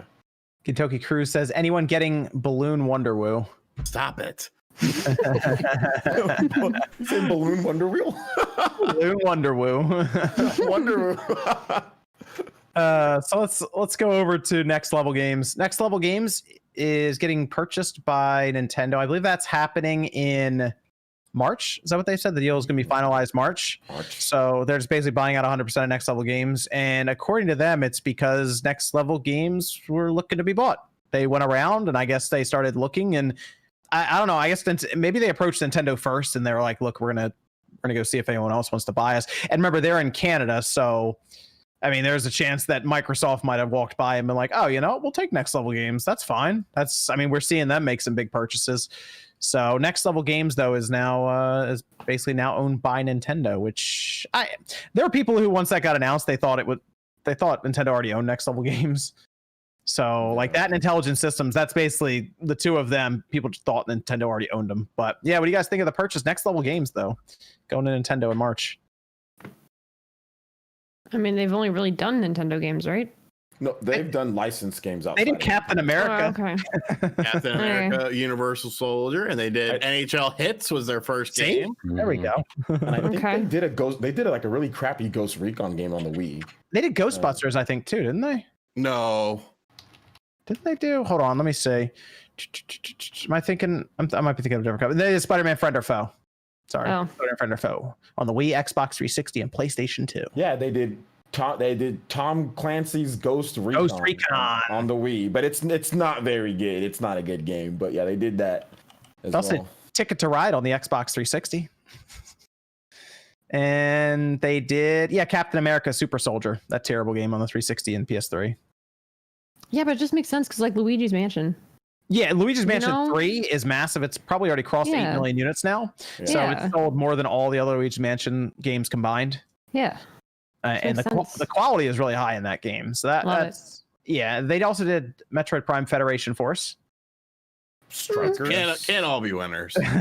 Strikers, yeah. So that's my biggest hope, is that now that, because Nintendo's big thing that they said after they had put the press release out at the end is like, oh, if they become part of Nintendo, we can help with development time, resources, all of these different things. So I do think at that point that Next Level Games could technically go like almost to the next level, being a part of Nintendo then with some of those resources, and probably even collaborations with some of their other internal studios if they need help on things. Like we hear that with Sony's studios, they'll help each other if they need it. You don't think they're rounding them up on an airplane and sending them down to Austin as we speak? I thought about this. Okay, so I thought, okay, they're coming in March. All right, they're not. I do wonder if they're already working on like a follow-up to Luigi's Mansion, or if they're working on a Strikers or something else like that. But what if they're like, all right, can we break off some of your people and send it to Retro and get Metroid rolling along a bit faster? I would almost bet that is happening, that they are sending some resources, or some resources are helping out. They'd be in like almost the same time zone then as Retro, right? Yep. Yeah, so like that, to me, a lot of that makes sense. They'd be like, okay, this would be a little easier to have them working with them, because otherwise Retro is kind of off on their own here in the US for studios with Nintendo. So to have up north, you have Next Level Games. That's a good point, though. You could have those two studios cross over here and there as needed. Think we'll ever see another Punch-Out game? So I would love to see them try to tackle Punch-Out in the age of Twitter. I would love to see it. I gotta see them dodge the eggshells on the way to the finish line. And there's a way you can do it. You just gotta do it. But I honestly feel like is Punch-Out a game that could be a $60 game in 2021 or beyond? I don't know. You're just fighting aliens. That's how much was Doc Lewis's on the Wii shop? That was there for a hot minute before they took it away. Remember? So that was pretty cheap. Not the actual Punch-Out game on the Wii. It was free, wasn't it? Punch-Out. Yeah, but it was only like one fighter or something. Or yeah, you just fought Doc Lewis. But like you could come up Stream with died. something to like 5 fighters or something for like $20 or something. Oh, that'd be kind of cool. So Stream you, like died. make like a smaller. died. Stream dead. Oh man, that sucks. They should just bring back Tyson. Like, fucking, if you're gonna do it, do it. Well, there's rumors that Tyson's getting a video game again. Look, All I right. mean, We're coming he did his time. He rehabilitated. He seems like he's a completely different person. He's still a top tier boxer. Give it to him. So how would they do a punch out in 2021? They would do it the same way, but just don't make it based off of stereotypes from cultures. Just make it based off of just silly stuff. You know what I'm saying? Like, don't make it based off of, oh, this person's Japanese dude, you knocked the sushi out of him. You know, like, don't make it like, don't make it stuff like that. You know, which that was in the game, okay? It was in the game. Yeah, the French boxer Okay, would so I'm have not baguettes saying- come out of him. Yeah, that was good. Yeah, the French guy, and then like Disco Kid was That's like, horrible. Disco Kid was Disco Kid. I'm not. Disco Kid was Disco Kid. I mean, like, so Yo. just make it to where it's just like stupid stuff, but not based off of like regional or ethnicity or whatever the case is. You know, make it just silly stuff in general. Anybody can do any silly stuff. Like, That's- you could do things like King Hippo. Yeah, You King know, Hippo's like fine. characters Mr. like that. Sandman's okay. Sandman's good. I'm trying to think of the original. I The think you just original call roster. it punch Von out. Kaiser. Von Kaiser was fine. Just call it No, punch he was out. kind of he was Just kind of call Hitlerish, bro. Just call it Punch Out Ultimate, and then just have the Smash roster in there. Oh, That'll just work. Smash roster. Punch Out has some really real things that probably wouldn't work in today. People were sensitive stuff. Like Yeah, really we- hidden, like not hidden, That- but like That's why I want to see him do it, just to see what happens. I just want to see. Although I'm also a person who's like, bring Mother 3 over just so to because see what happens. you guys know, like the I'm game's not excited. translated. Like they speak in their language, and like some of the stuff they say is like, oh, yo. Oof. Click, you should stream that game. You should stream it. People Probably love that not.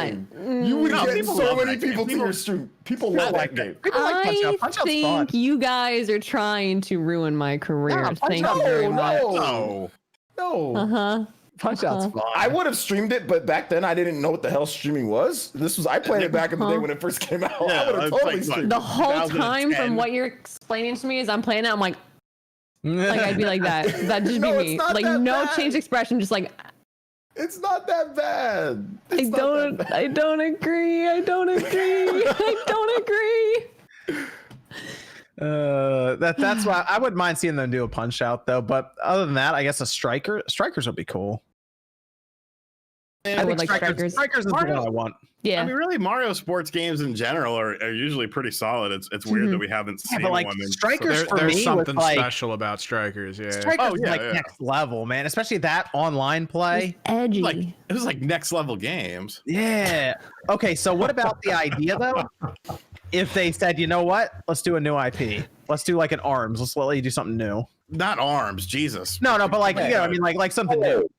Whoa! Let's not Arms is disrespect Arms. fun. Fuck arms. Arms is a fantastic game.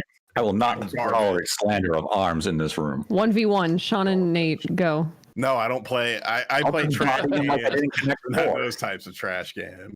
Oh. Don't make me kick your ass in Connect 4 again. It was tied. I will put you in the same trap. The same trap. So I wouldn't mind seeing that either, though. Obviously, they're going to do Luigi's Mansion 4. Like that's like the next thing I assume they're going to do with the sales of 3. But I wonder almost if they'd work on 2 games at once. And Depends on How many employees do they have? that's a very good question. 117. They got to ramp up if they're going to do 2 teams. Well, if Nintendo, I mean, owns them in March, maybe they start hiring and they're like, yeah, let's do another team. they've and they'll been- start working Yeah, on that's next one of one. their They've been hiring. intentions. Yeah. They want to hire. They want to expand the team once they get them in March. So they want to turn them into a big studio for them. So It's here's the next question, Nate. Now you're talking about turning this into a big studio. All right. So in North America, is Retro next level.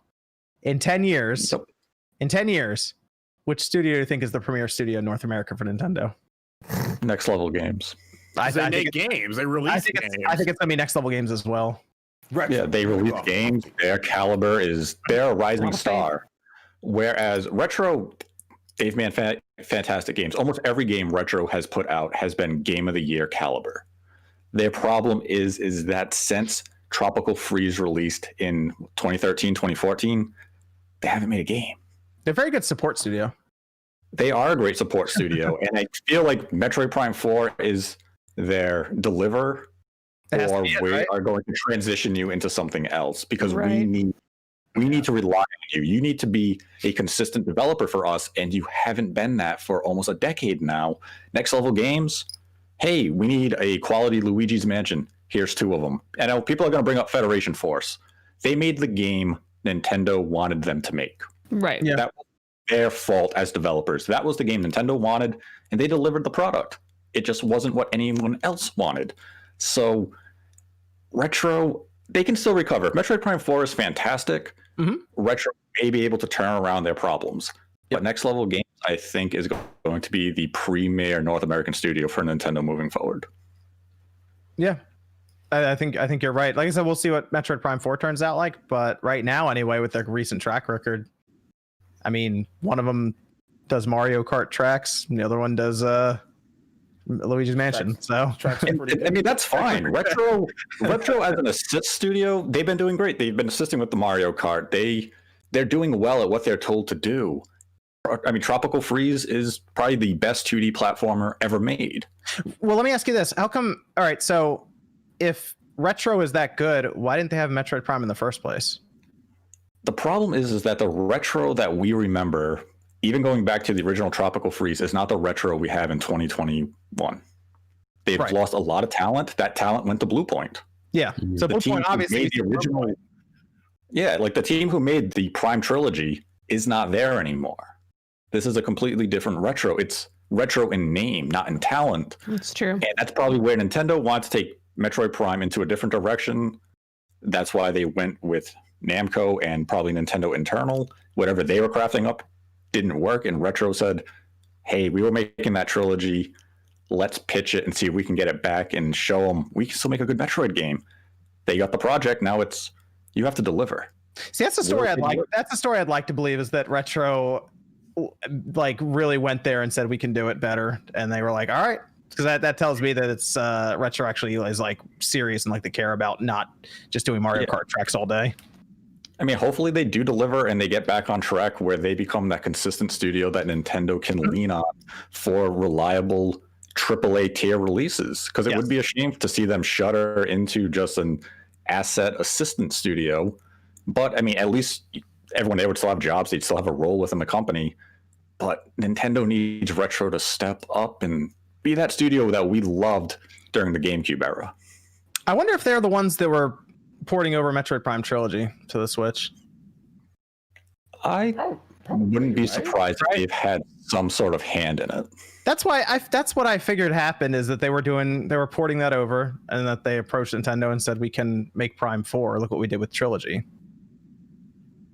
So that's just what I was figuring, because maybe they did something different with the controls for Prime 3 from the Wii to the Switch, and they're like, look, we got this concept, let's take it to 4. And it was good enough for them to say, or it was good enough for them to cut ties with Namco on that project and scrap it from the start. Or they were sitting on a pitch for a while now, because I mean, they finished the original trilogy. Maybe they had an idea in mind, but then they shifted to Donkey Kong, and they were just sitting on that original concept, and they said, let's get a vertical slice that we can show Nintendo, because we know development is going bad, and Nintendo liked the direction enough to say, hey, you guys are doing nothing else. They liked it enough to halt production and restart it. Or the production of the original one was just that bad. That they were like, we announced the game, and now it's shit. This game sucks. That's what I really want to see. Yeah, that's what I want to see. I want to see what it looks like. I hope that gets out someday, and there's like, here's what they were gonna do. And I'm just really curious. Yeah, because I mean, Namco, like, they helped with Star Fox Assault, and I really liked that game, you know, and so I figured like they would have been okay. But I mean, that's been some time since. Yeah, maybe it's as simple as it just didn't run well. Like they were like, we can't get this thing to run correctly or something like that. And it's not the direction. Maybe it's a technical standpoint. Yeah. It could have been tech. It could have just been vision of, you guys got really experimental with the direction of this game. Yeah. we don't really. This isn't clicking the way we want it. Nintendo, To go. they don't make first person shooters like that though.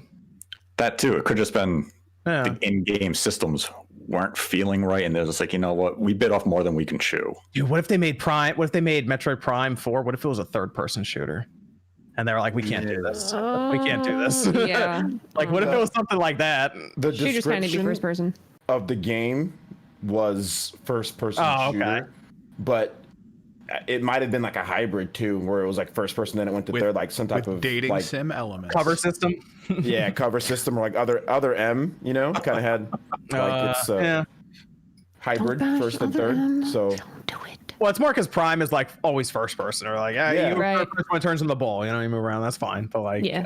otherwise, it's always been first person. I don't know. Maybe someday we'll see it come out, but until then, it'll be interesting because Next Level and Retro are right there with each other. So I'm sure they'll help each other out here and there. Maybe Next Level's already looking at Metroid Prime right now. Evan, we got Discord questions? Yeah, we still got a couple. Someone was actually watching one of our older episodes where I brought up that I sold a PS2 for DSi, and that was a super big regret. He sold a Neo Geo AES for a 3DO, and he's wondering if anybody else has any trade-in and purchase regrets. Oh my god! Wow, dude. that one hurts me right now. I would have talked you out of that there, buddy, like in a second. That hurts just listening to that trade. AES for a 3DO. I was unemployed like in my early 20s, and I was selling video games, and I sold my complete snatcher for like $90. Oh, No, I 90 sold a lot of my 90 bucks. you just say $90? Yeah. Jeez, How much that worth now? $700-800. Oh man. At least. You know what, Shaw, I'll make you feel better. Uh-oh. Remember when Metal Gear Solid, it was either 2 or 3, they had that bonus DVD? Yes. One of the collection, like, I think it's either volume 1 or 2. It's worth like $500 now. I had one and I threw it away. Oh.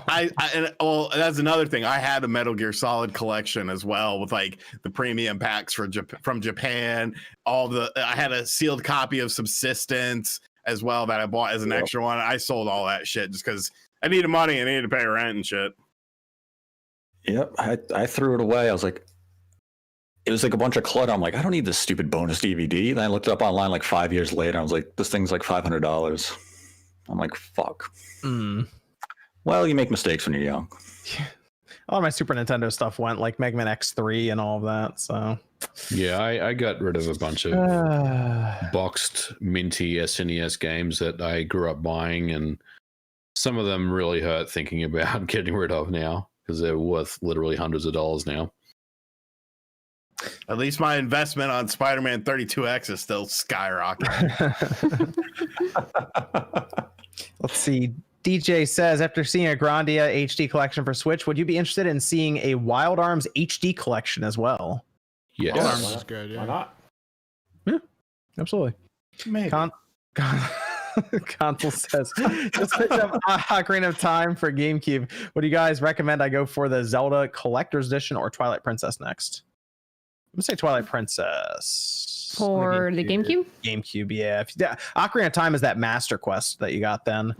And that's that means you already have Ocarina of Time Master Quest. The Zelda Collector's Edition has Majora's Mask, Ocarina, Zelda 1 and 2 on it. Mm-hmm. I would go for, I feel like I'd go for Twilight Princess on the GameCube. I think you can go with either one, but Twilight Princess on the GameCube is awesome. Yeah, Twilight Princess, to be honest, is the better version on GameCube. Yeah, versus the Wii, I would say. So yeah, I liked it more on the GameCube than the Wii. I would say it's just cool owning a collector's edition for Zelda. So it's up to you. You know, do the game that you want to play versus the actual disc kind of clout. The collector's edition was a pretty good pickup too. You can go either way. Yeah, I'm gonna go with Twilight Princess.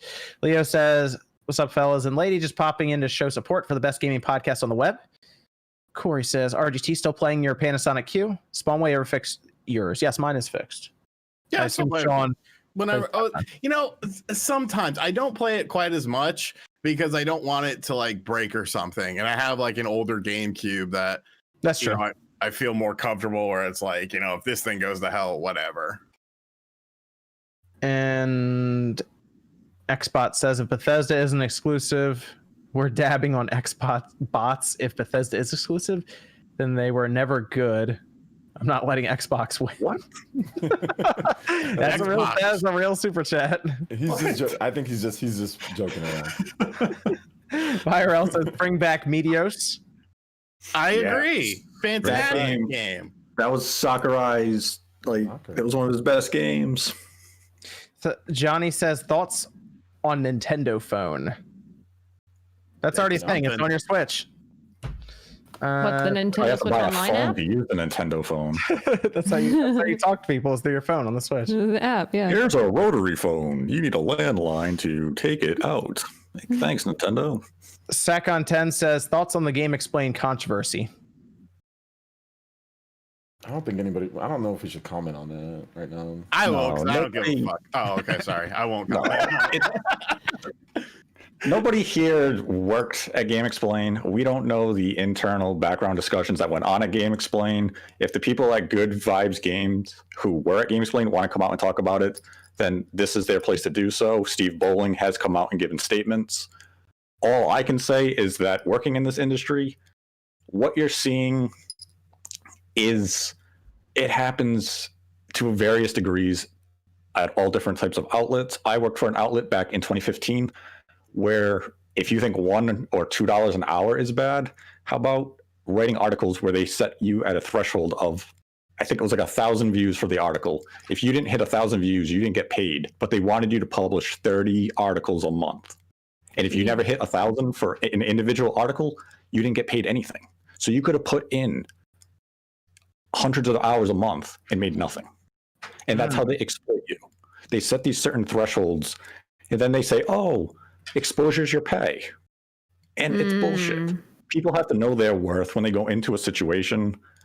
And it happens in this industry everywhere. With Game Explain, we don't know everything. None of us were there.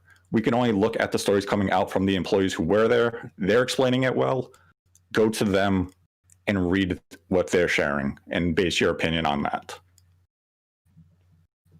What Nate said. Yes. Well said. Well said. Yeah.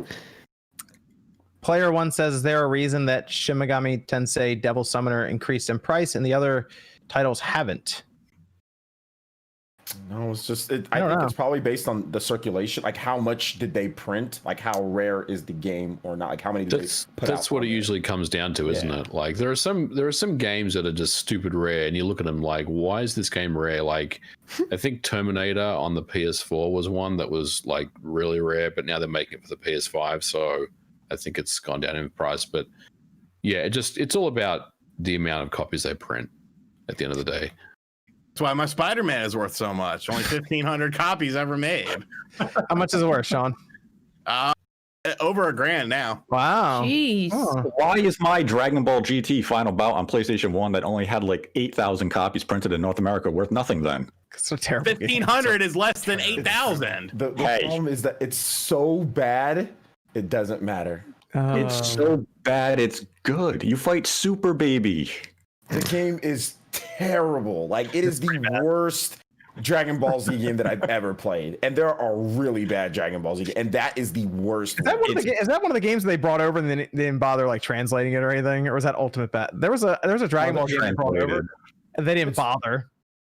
It's translated. GT It's Final translated. Bout, but it's just terrible. It's It might have been clunky. Ultimate Battle. Maybe it's Ultimate Battle 22. One of them they just like, I don't care. They just didn't even translate it. They just But that brought it know over. what? game's I will actually give- somewhat decent. It's okay. But Final Bout is better than the awful Dragon Ball fighting game on the Game Boy Advance. What was it called? It looked like they almost looked like clay. It was so bad. What? I have to look. There's a horrible Dragon Ball fighting game on the Game Boy Advance, Okay, you look into that. and it's the worst. What the hell is it called? It was so. It looked like smeared shit. It was so bad. Jared says, I've been enjoying Fire Emblem Three Houses for its story and gameplay, also for its fishing minigame. Do you know of other good fishing minigames? Ys 8 Twilight Lacrimosa Princess. of Dana. Twilight Princess. Lacrimosa of Dana has a pretty fun fishing mini game too. Like you can play it on your Switch as well. So, or PS4 There you or go. Vita. Twilight PC. Princess is a good That's one. what it was. Mm-hmm. Dragon Ball Z Taiketsu. That game is horrendous. And Metro Cow says, would the Sega Saturn have sold better if it was called the Sega Uranus? I don't think you were supposed to pronounce it that way. Are you sure? I think it was supposed to be Uranus. Isn't Ah. that how you say it? I don't know. I just mispronounce stuff on purpose. No, it wouldn't have sold any better. Aiden says Fire Emblem Heroes introduced mechas and fairies not too long ago. High fantasy and future steampunk. Anything you guys want in the next one? Next Fire Emblem, I guess. The next Fire Emblem? Oh, I want a remake. Remake. Yes, that's the word right now, isn't it? The rumor that they're doing a remake. Yeah, that's the rumor, is a remake. But I'd love to see like Path of Radiance, like to remake Path of Radiance. That would be phenomenal, you know.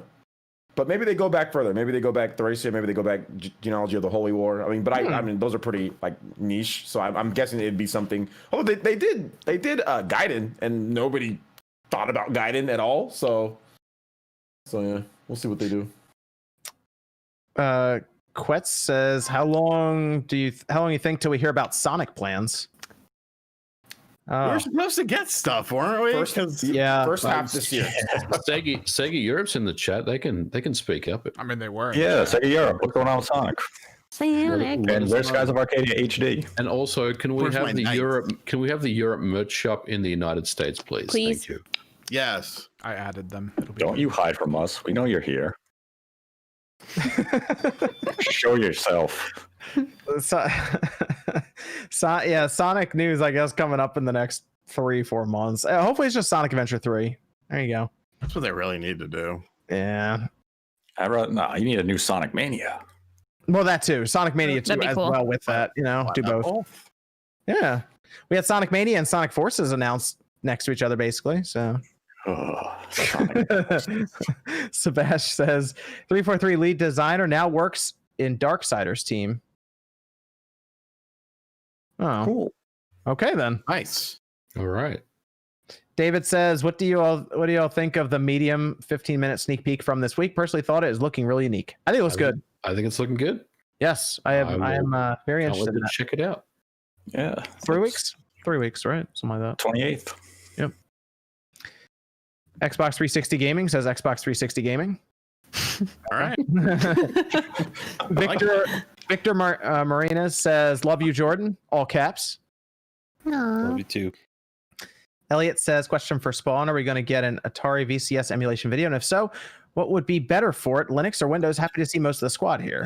I've seen Windows being run quite a bit on it, and I've seen PS2 and GameCube emulation, and it's more solid than I thought it would be. So, dude, you need to head-to-head that thing with the Series S. Why haven't you made that video yet? If I had an Atari VCS, that's the first thing I would have done.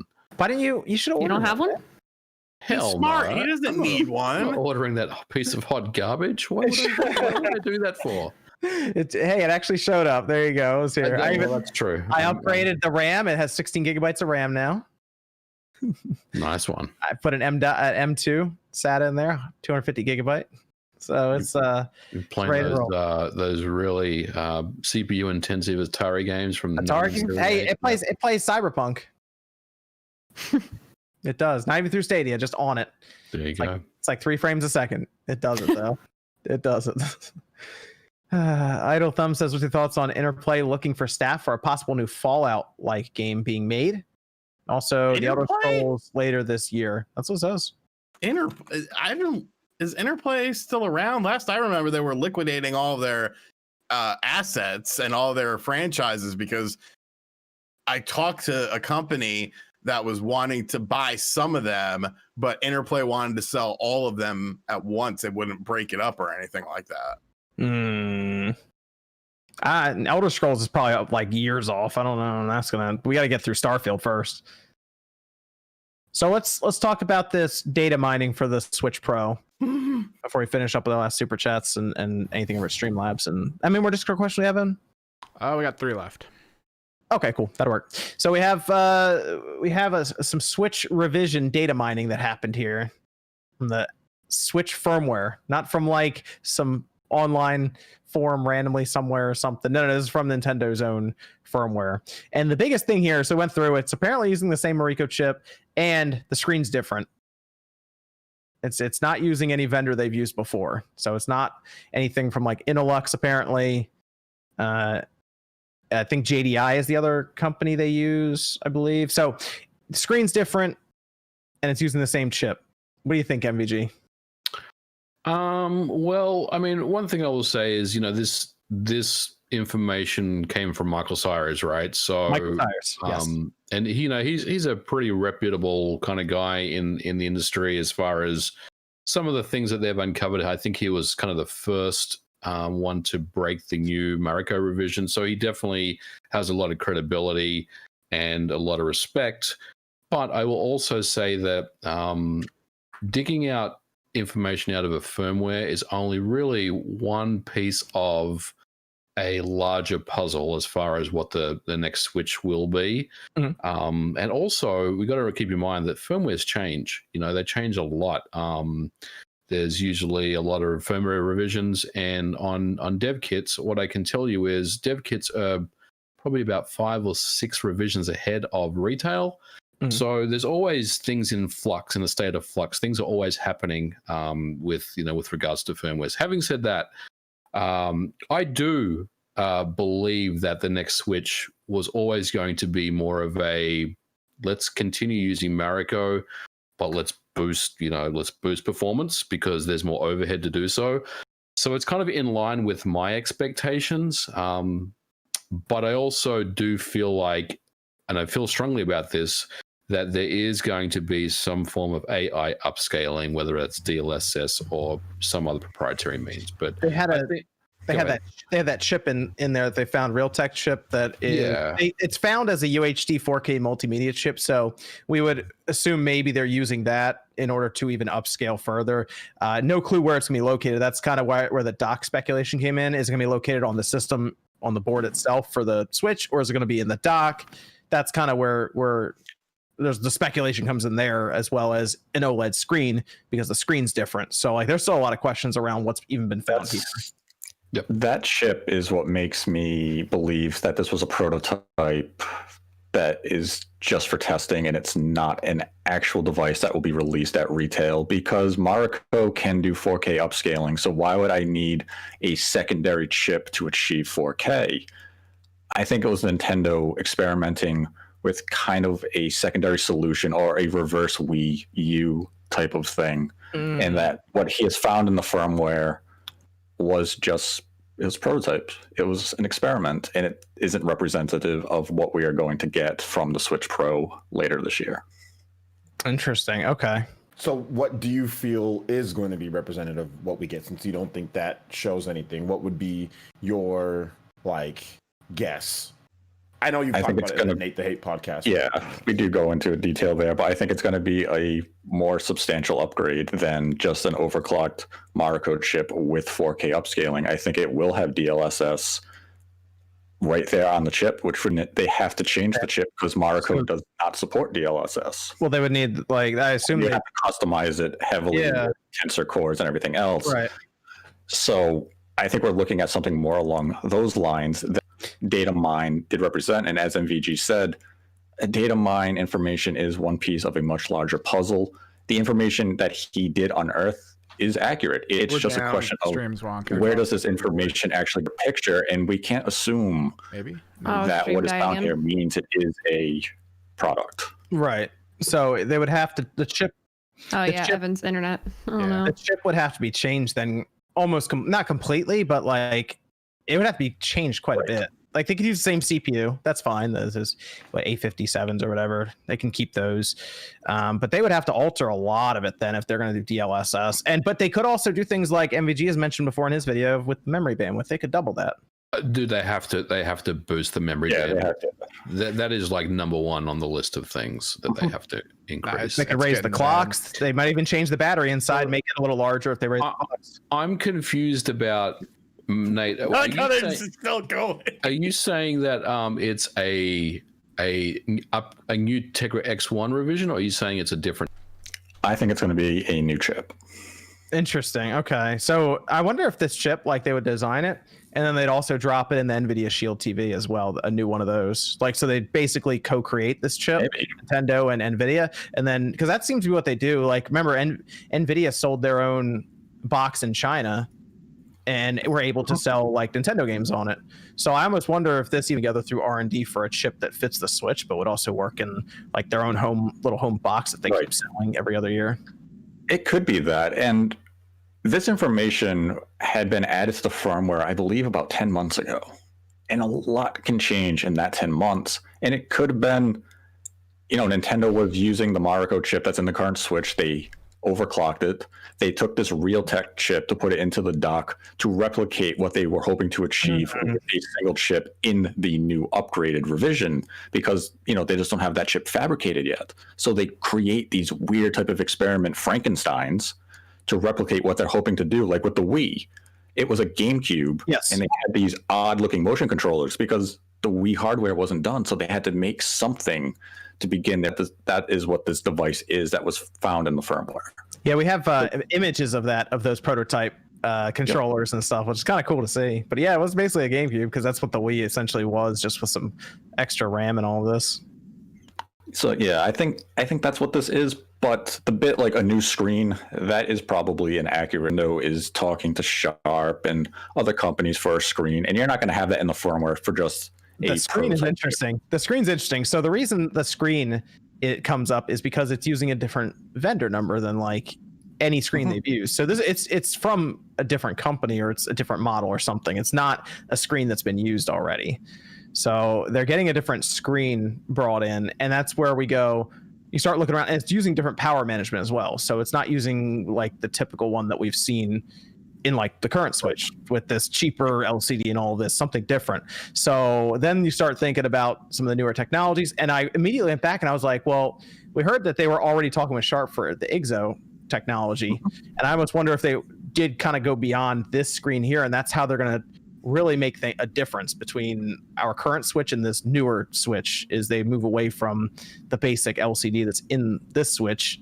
OLED sounds a bit out there to me. I guess it's not impossible because a lot of phones and stuff will use it, but that sounds kind of premium for like, let's be real. Nintendo thinks about using cheaper hardware and repurposing it into their systems so that they can sell it at a profit. So like I hear OLED and I'm like, that doesn't necessarily line up for me with a $300 system if they're looking to replace the Switch.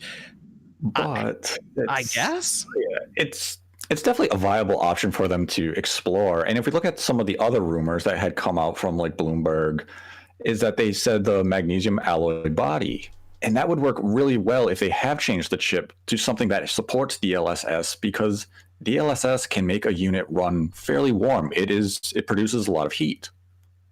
Now, whether or not you'd have DLSS in portable mode, that's what I'm wondering. You wouldn't need it though. You wouldn't. I mean, most games look really good in portable mode. I don't think you would need DLSS. What if you boost the screen to 1080p and you can only get native 720p out of certain games, and you still want that 1080p image? Yeah, I mean, I can definitely see the argument there, but I mean, most Switch games, even though they run at like 540p and stuff in handheld mode, are pretty good. Like they look enough, I think, to not worry about it. Or it could just be an option, that could be applied per game type of thing. Yes, I think Nintendo or NVIDIA is looking to be a little ambitious with this revision, because we've had Bloomberg, we've had Wall Street Journal all come out and say it has 4K, and if it's just 4K upscaling, you can do that with the current chip. You really don't have to do that much. Whoa, they didn't say 4K. They said get your games 4K ready. 4K, 4K ready. Not the same thing. True. They could also be telling them that to go forward to like a next gen Switch years from now or something. Just like, hey, if you're gonna start development on something now and it's not coming out for 3 or 4 years, you might want to start looking into. Don't plan for 1080p. Plan for more 4K. Possibly. I mean, I think we're going to see a DLSS compatible Switch. They might as well.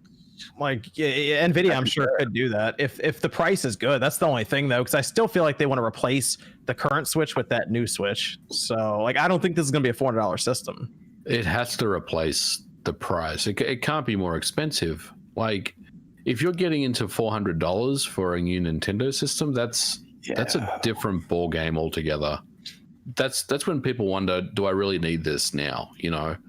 Well, I also wonder if, because Nintendo likes refreshing this current Switch now because they're still trying to work against the whole hacking scene, like constantly, it seems, things happening. So it's almost like, well, if we refresh the system again, we'll get more sales and we can cut off the current chip now. They'd have to, start over almost if the chip is altered heavily.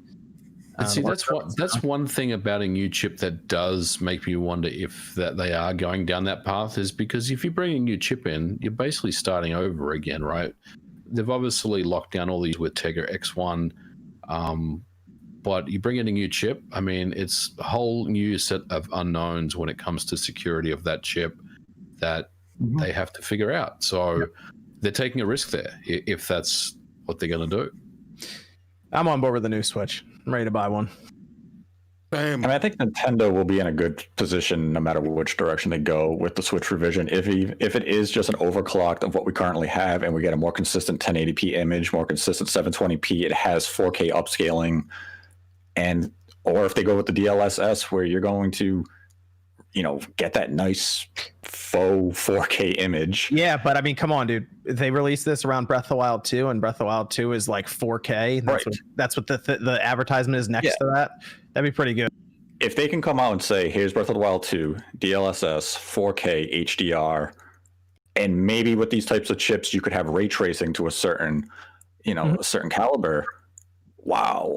All of a sudden, Nintendo looks like it's competing or it's in the same ballpark as PS5 and Series X.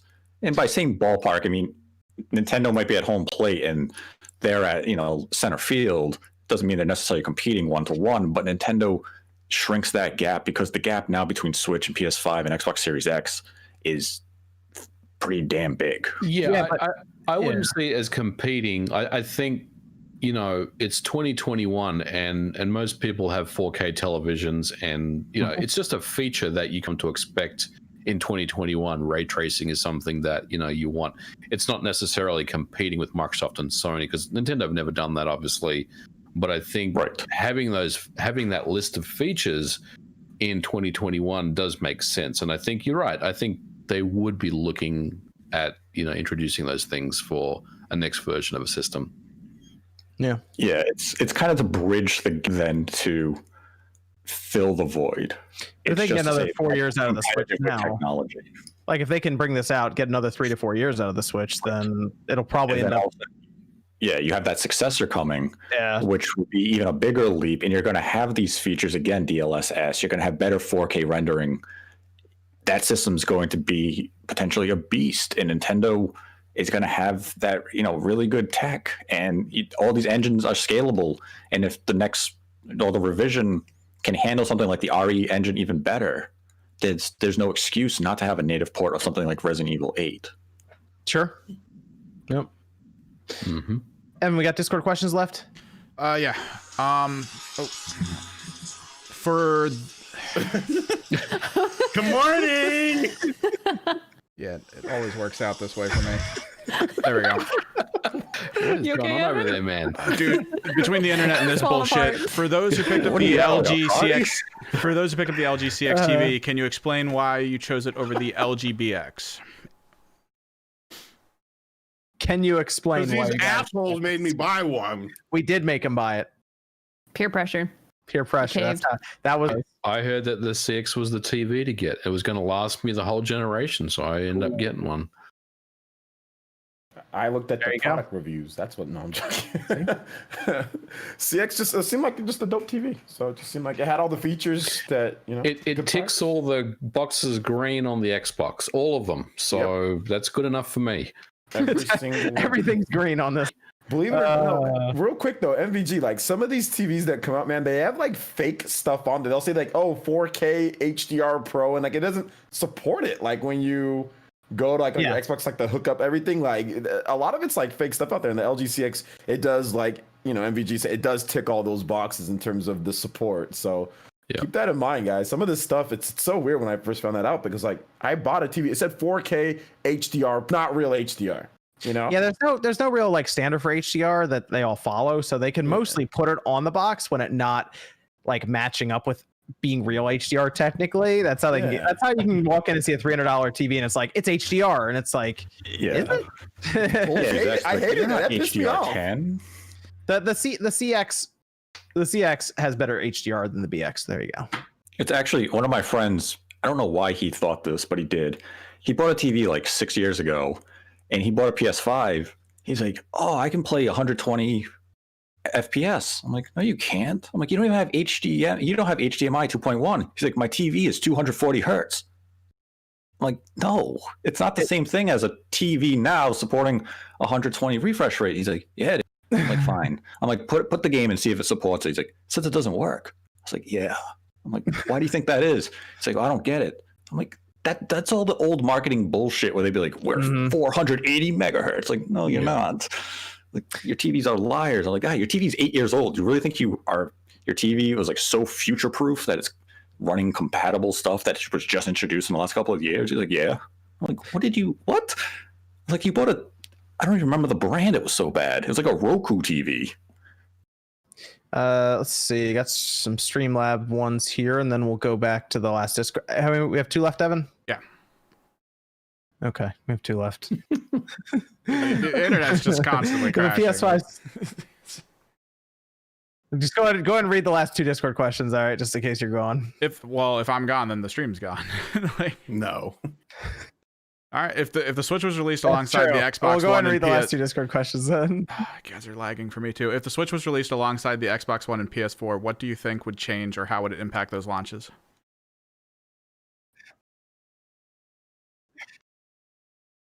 And it would be a different ball game for sure. Oh yeah, if the Switch was released but next to them, The PS4 and Xbox One? that would be strange. Because it was 2017 when the Switch came out, and it'd been strange to see the same games for some of those third parties playing on a portable device. That'd have been very weird. I feel like the Switch would have just basically run away pretty quick with a lot of that. Yeah. All right. What's the other one, Evan? Even though we're not a financial podcast, I don't know why this guy asked this. What is everyone's hot take on cryptocurrency? All right, Sean. Man, I made some money back in the day. The thing about crypto is when like I don't fuck with it anymore. When one goes up, like Bitcoin is obviously the big one that everyone knows. When Bitcoin starts going up, all the other ones start to go up as well. So it's all sort of dependent. You know, it's not really an individual system. Yes, there's outliers that, do their own thing, but for the most part, when one goes up, they all seem to go up. So just keep that in mind. Right now, obviously, is not a good time to buy because it's very high. Right. But, buy low, sell high. It's like a stock. Buy low, sell high. I'll just say be careful with cryptocurrency. Yeah. Sean, were you the guy who gave like 4,000 Bitcoins for a pizza go? No, but I know someone who bought something with Bitcoin back in the day that would have been worth a bunch of money now. Mac Mega says, if a PS5 Slim and Pro come out in the future, will it retain the disk drive? It might. Oh, I don't know. I mean, this generation, it has to. They have to have a disk drive system because they already went with it to start. So there will always be at least a PS5 with a disk drive. But next gen, it's gone. PS6, it's gone. I'm looking at the Amazon sales. I'm looking at physical number sales. Like, I have a couple friends that work retail, and it's just Sony's gotten everybody to buy stuff on PSN. It's telling you. It's all digital. Maybe the next Switch won't even have a cartridge slot. Yeah, you never know. It's all digital. The sales are all there. I mean, it's going to be interesting to see what Sony says. 30 gigabytes of storage. Oh yeah. Well, I would hope that's a next gen feature. That and folders. Shinru says, "Hey guys, how much would you pay for a console that plays every existing game? Yes, even from the Atari VCS." I saw those on Wish. They're like $10. You can buy every NES, Super NES, Game Boy, Game Gear. Is that the one that has Sonic, Crash, and Mario all on the same card? You can play everything. It's like $10. It just takes like 2 months to get here. I did buy something off of. I haven't done a video on it yet. I bought something off. I think was it Amazon, and it was like one of those handheld ones. And it showed up, and it's like it comes with an SD card. And I popped the SD card. And it has like 100 games on it. It's like like Nintendo games and all this stuff. I'm like, you probably can't sell that online. Those things are. You walk into like Bed Bath and Beyond, and they're like right there at the cash register. You could play 700 games. Mobius Gaming says, RGT, my only experience with Sonic Drive-In, they gave me my chicken sandwich uncooked and got sick. Thank you everyone for being awesome. And Spawn, I've been watching for about 2 years. Keep it up. You ate uncooked chicken? He probably took a bite of it and didn't realize it was uncooked. Oh, okay. I guess it's enough. Eatmore says, first time catching this live. Anyone have any advice on finding a 3080? I actually tried today and did not find one, so I have no advice for you on that. You told me, man. I have no idea. Like I mean, I'm not hardcore looking for one, but anytime Wario64 like tweets about it, I'll like just click on the link and they're always gone. Like they're gone instantly. So you tell me. They're like 15, I think, or 14 or 15 right now on eBay. So they still have their value. It looks like. We were talking earlier. I mean, the other option would be get pre-builts with people who have them already. Yep. See if you can find a pre-build from a company. Yeah. Yep. MV Gamer says, I hope Nintendo buys Level 5. I forgot about Level 5. They're not going to buy them. There's no point. Why not? We can get a sequel to Little Town Heroes. Like I said, that was Game Freak. Yeah, Level 5. What's the last game they made? Oops. Yep. Right, and it's to do everything except couple of strawberries in Celeste after 10,000 plus deaths. I'm usually not too patient with games like this, but this masterpiece of a game kept my interest. Has any of Spawncast played Celeste? Yes, I did. When we were talking about it, back when it dropped. Is a fantastic game. Yeah, it earned its place as a nominee for Game of the Year that year. So, very good game. Shamsa donated 100. Thank you, Shamsa. Shut up, Shamsa. Come through every week. Thanks, Shamsa. Always appreciate it. Dr. Claus says, talk about regrets. Picture me at my local mom and pop video rental store, and they're selling off their NES games in my hand. I'm holding stadium events. I pass because I don't have the trackpad. I get a Sesame Street game instead. Hey. That happened a lot back in the day. You would go to like the rental stores and they would just phase out all of like the older games, Super Nintendo, Nintendo 64, Genesis, any of those, and they'd sell them off for like $1 a piece, and they had like all the good ones, and I never bought them. Yeah, even Blockbuster used to sell games for pretty cheap. You guys remember Video City? I didn't have Video City. I had Hollywood Video, Movie King. Video City. I remember Chrono Trigger, Super Mario RPG, all of that. Like Secret of Mana, they were selling them for $5 a pop when they were going out of business, and I was like, I've got money for 2. So I bought like Turtles in Time and stuff. I didn't even buy some other stuff, dude. Hey, nothing wrong with Turtles in Time. Turtles in Time was great, but I mean Chrono Trigger, and like some of the expensive now. Retrospect, you made a mistake. I mean, as a kid, my parents took me to a toy store, and I had an option. I could have got a Super Scope, or I could have got Turtles in Time. I chose Turtles in Time, and I stand by that decision. That's a good decision. That's a good decision. You're good. But the Super Scope at the time, like, look at this, got this big ass gun. Yeah, dude, but Ninja Turtles was like the thing back then. This game was awesome. Still awesome. I mean, back then you'd play Ninja Turtles in the arcade, and dude, you could take that experience home with you. Yeah. I mean, come on, that was awesome. True. It was amazing. Ninja Turtles was so good. The NES arcade and then Turtles in Time, such good games. Yeah. Shinru says, I asked this on OG channel, why does Sega copyright claim fan games projects like Nintendo does with Mario? Why do they? I'm not complaining, but I was gonna say I find it strange when one company strikes down fan games, but others don't. I think it meant don't. Yeah. Why doesn't? Why doesn't Sega copyright claim fan games? I don't know. That's a good question. I don't know. Sega just doesn't care as much, or they're not as protective of their IPs. I mean, Sega ends up working with some of these people that make these games anyway. That's how Sonic Mania showed up. Yep. So they technically scout talent doing that. So Nintendo, probably not as much as Sega. Rand M donated $20. Thanks, Rand M. And we'll do outros as I finish up the super chats here. We're already done with the Discord questions. Let's go around here. Sean. Hi. Where can they find you, dude? Find me on RGT85, just doing whatever, talking about video games stuff. So yeah, check it out. And if you watch today's video, at the end of the video, I've now started doing rants on just random things, usually about sports. I happen to say that it's time to put respect on LaMelo Ball's name. And I'm sure people disagree with me, but I'm sorry. Who got the youngest triple-double in NBA history tonight and led his team to a win? I believe it was LaMelo Ball. Thank you. I know what I'm talking about. Okay. Shout outs to LaMelo Ball. Dude grew like 10 feet in like 2 years. So Yeah, he really MVG, where can they find you, man? You can find me on Twitter at Modern Vintage G and YouTube Modern Vintage Gamer. Not talking about sports on my channel. I talk about tech, and retro, and computers, and consoles, and all sorts of fun stuff. So check out my channel. I have a video coming out on Monday, and thanks for having me on the show. See, Alex says every Dragon Quest from 1 through 8 had been remastered, remade for either the DS, 3DS. What do you guys think of a remake of 9 remake for Switch? It makes sense since it's a multiplayer RPG. Hi, RGT.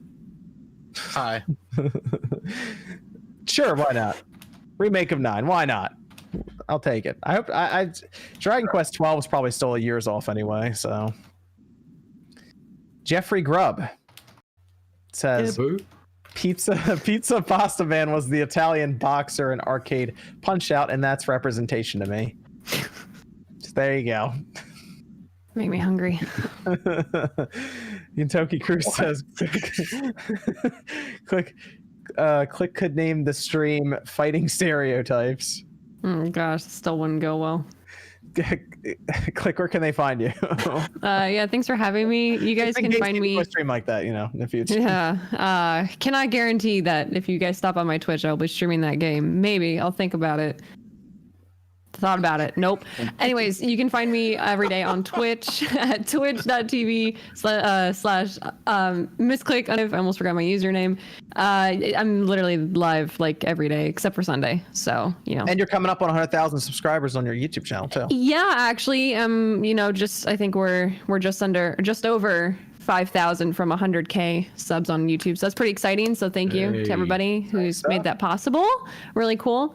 So drop a sub there. So inclined. It's just a whole bunch of random content from streams and videos. I feel like ranting about games that I do or don't like. So cool. I'm looking forward to the punch out. I'm looking forward to the punch out VODs. Oh my gosh. All right. maybe we'll see. But other than that, you can just find me online as a misclick. So thanks for having me. Steven says Next Level Games finally. there you go. There you go.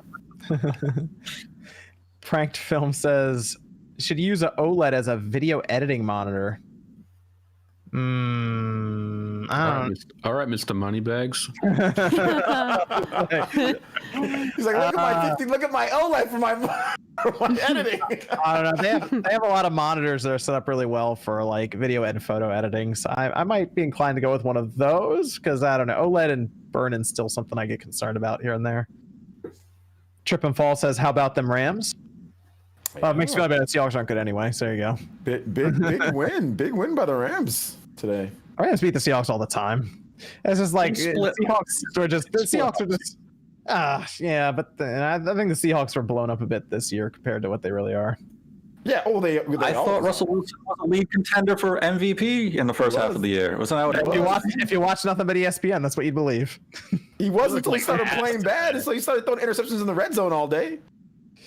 Okay.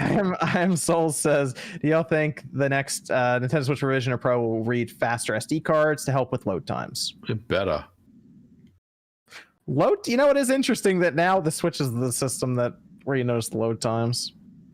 Maybe that could be something that just ends up being an improvement just because of the better hardware in the system. I mean, NVIDIA did talk quite a bit about their I/O stuff with their new NVIDIA cards and technology they're doing. So I guess you never know. Tracer says, if we do get a Switch Pro, do y'all think it will at least be almost as powerful as a base Xbox One? I think it's apples and oranges. Yeah. I still don't think it'll be as powerful, but I think it'll use a lot of tricks to probably put it even above it if it is using DLSS. Yeah, Right. I agree. Yeah. We're comparing two different architectures. and raw figures don't tell the whole story, so it's really kind of an impossible comparison to make. Digital Foundry did a great video on this maybe 6 months ago, and basically, I think it was Rich Ledbetter or John Lenneman, someone that was saying bar charts comparisons about like differences don't mean anything anymore. It's about the features that you're given in the system. And I think that's a really valid point, that lines on a chart is not really what we're looking for anymore in 2021. We don't care about teraflops anymore. We care about features that make the games look and run really, really well. And I think that's what Nintendo will go for. Kelvin says, I have a Series S and thought I'd be able to play games I bought like Marvel vs. Capcom. It sucks we can't download delisted games that we bought for newer consoles. Also, I miss Xbox Live Arcade. I miss the Blade system. I miss Xbox Live Arcade. There was some good stuff on there. Yeah. Chem says, MVG Unleash, please talk about some of your hacking coding history. It's so interesting. Well, you should do an entire video on that, MVG. We're about to wrap up the show tonight, but maybe another time. You should do an entire video on that. I have been thinking about doing a video on that. I'll take that to the lab and see what we can do there. You can check with his coworkers. I like an idea of you saying, here's what it's like to develop a game or port a game to the Switch. Or I have like given that some thought, so stay tuned. I would like, because you did that one video where you actually went through and showed you going to port a game to the Xbox, like something on like a newer system like the Switch, to be like, here's what I did, here's what it's like to do it. Yeah, I definitely want to do it. I'm just trying to come up with a way that I can do it without getting in trouble, if that makes sense. Yeah, I get that. That makes sense. Yeah. Eb says, hey everybody, which PS3 exclusive that never made it to the PS4 would you like to be added to the PS5 ecosystem? Puppeteer. Metal Gear Solid 4. Puppeteer. Puppeteer's good too, yeah. Metal Gear Solid 4. Every week, and I always say Puppeteer. I got it. Because Puppeteer is Folklore, great, baby. Folklore. Folklore. That was a good game. Yeah, that's right. Folklore. T Joe says, +1 to John mispronouncing stuff. No offense, but you always mispronounce Yakuza. Did I say that wrong? Yakuza. Yakuza. How do you say it? Yakuza. It's not really mispronounced. It's just Yakuza. I was gonna say. You don't mispronounce it. He just doesn't like the way that you are pronouncing it. With an ER on there, like Yakuza. Yeah, but you're not actually mispronouncing it, though, John. I feel like I'd have to be really into like pronouncing it to say it right. Yakuza. No. You can say Yakuza or Yakuza. Yakuza. I guess it's like, what was it? Some people are saying Ghost of Tsushima, Ghost of Tsushima. Ghost of Tsushima. I mean, it's just, you can do it either one. I actually watched a guy in a documentary say it, and you actually hear the T at the beginning. It's like Tsushima or something. It's like very specific. Tsushima. Okay. Whatever. Hey, it ain't no Bowling Wonderland. Bowling Wonderland. Kentucky Crew says, well, go to Nate Hate Podcast to find out. I want everyone to realize that once we started talking about this alleged Switch revision, the stream just started to crash. Makes you wonder. Nate started to just lay down the info, put all the cards on the table, and all of a sudden we started lagging out. Don't blame me for Evan's internet. No, I'm saying Fucking hate content. outside forces, Nate. Outside forces. Outside forces. Hey, yeah. Well, actually, they might be the ones behind that discrepancy. You ever live stream on Nate the Hate? No. No, maybe you should try it one time and see what happens. I'd watch it. LD says, greetings from New Zealand. Great podcast. Saludos. Jonathan says, watch the new Switch look exactly like a PS Vita. Hey, PS Vita is a good looking system.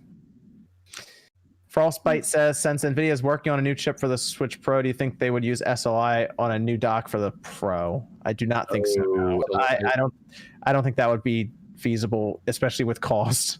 SLI is not a thing that's relevant anymore. And then Venicera says, thank you as always, Spawncast. OJ, where can they find you? Yeah, find me right here on YouTube. Got a pretty cool week upcoming. Got some big streams that I'm going to be doing this week, so it should be fun. Resident Evil, a couple other things as well. Also some Nintendo collection videos and a couple other different stuff that I'm doing. Got a certain comedy sketch that I finally finished. I want to say, just first and foremost, okay, if you guys are okay, RGT and John, y'all are. I'm just saying apologies beforehand, okay? No, that's fine. Oh, I like it. I like it roasted videos. It's not that bad, but I just want to let you guys know there might be something or two. Nothing below the belt, though, of course. Let's see. We'll go to Jordan. Where are you on the internet? Not really anywhere these days. But I'm here. I guess you can follow me on Twitter, but not really on Twitter much anymore. So don't really have a good place to shout out to at the moment. We'll go with Twitter. Jordan Frange. What about Nate? You can find me on YouTube at Nate the Hate. We have an episode up there right now talking about Nintendo's 2021 plan, some of the games you can anticipate, and the direction that Nintendo will take with the Switch Pro, and some of the tech they will use. We will have a new episode out next week, probably about Nintendo. We will see.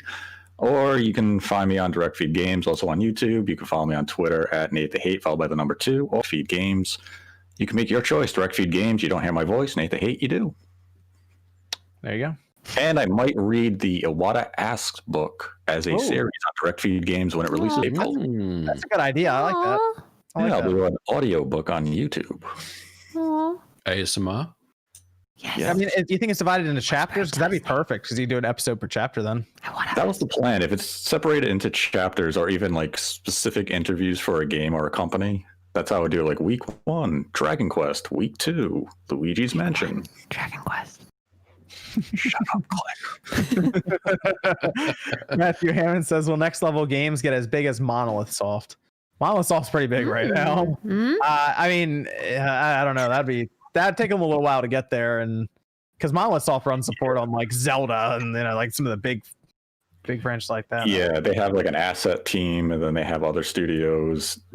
I don't think next level games would get that big. I mean, I'm not gonna say it's impossible, because you never know what can happen. Like next level can start pumping out some like really good games. You never know, but I'm gonna say for now, no. But hey, 10 years, you never know. I could see them like a Naughty Dog size studio. I think it's more about the quality. I'm not worried about how many people that are. I'm just like, what do you? Because like, look at Luigi's Mansion. That game's extremely good, and it doesn't. They had 100. I think there's also. So. I almost wonder if it's also the proximity thing, because Nintendo even brought like to their headquarters and all. Like they gave them this massive building apparently and all this, right? Yeah, they brought them in, so like the fact that they're like in North America rather than like right next to their headquarters, it also might be a little different to build up to that size. So. And Shinru says, with the success of the Switch, I'm surprised Sony doesn't want to rethink the Vita in Japan. If handheld gaming is popular there, why not bring it back? What do y'all? I feel like Sony wouldn't be able to support a handheld alongside their PlayStation. I mean, that'd be tough. Yeah, because Jim Ryan said no. And the Vita didn't do. People like to make it seem as the Vita did amazing in Japan, and it didn't do as amazing as people like to make it believe. It really didn't. It did okay, but it wasn't crazy. It wasn't. The 3DS absolutely destroyed it, So I mean, people like to say, "Oh, well, Vita did." No, it didn't do that great, and the games didn't sell that great either. So there's no need to bring it back. There's really no need, unless they're really going to go all in on it, which they're not. Unless you're going to go all in on it, then don't bring it back. That's the key differentiator between Sony and Nintendo, is that Sony is never going to put Naughty Dog or Gorilla on a handheld to make games. Nintendo would say, hey, Zelda team, you're making a handheld Zelda for our portable line. And that's why Nintendo worked. They looked at both of their platforms as equals. Sony looked to the Vita or the PSP and said, you guys are going to get a game from Sony Bend. Yeah. Well, like now, even Nintendo doesn't have two different systems. So like if not even they're doing it, I don't know why Sony would all of a sudden start doing it. So yeah. I mean, they would actually have to create a literal portable PlayStation 5 where it could run Demon Souls, the same games, the exact same games. And I mean, I guess like 15 years in the future, someday maybe that's something that's possible, and they do it just to be like, yeah, we got a portable one too. But then they're basically doing the Switch then. So right.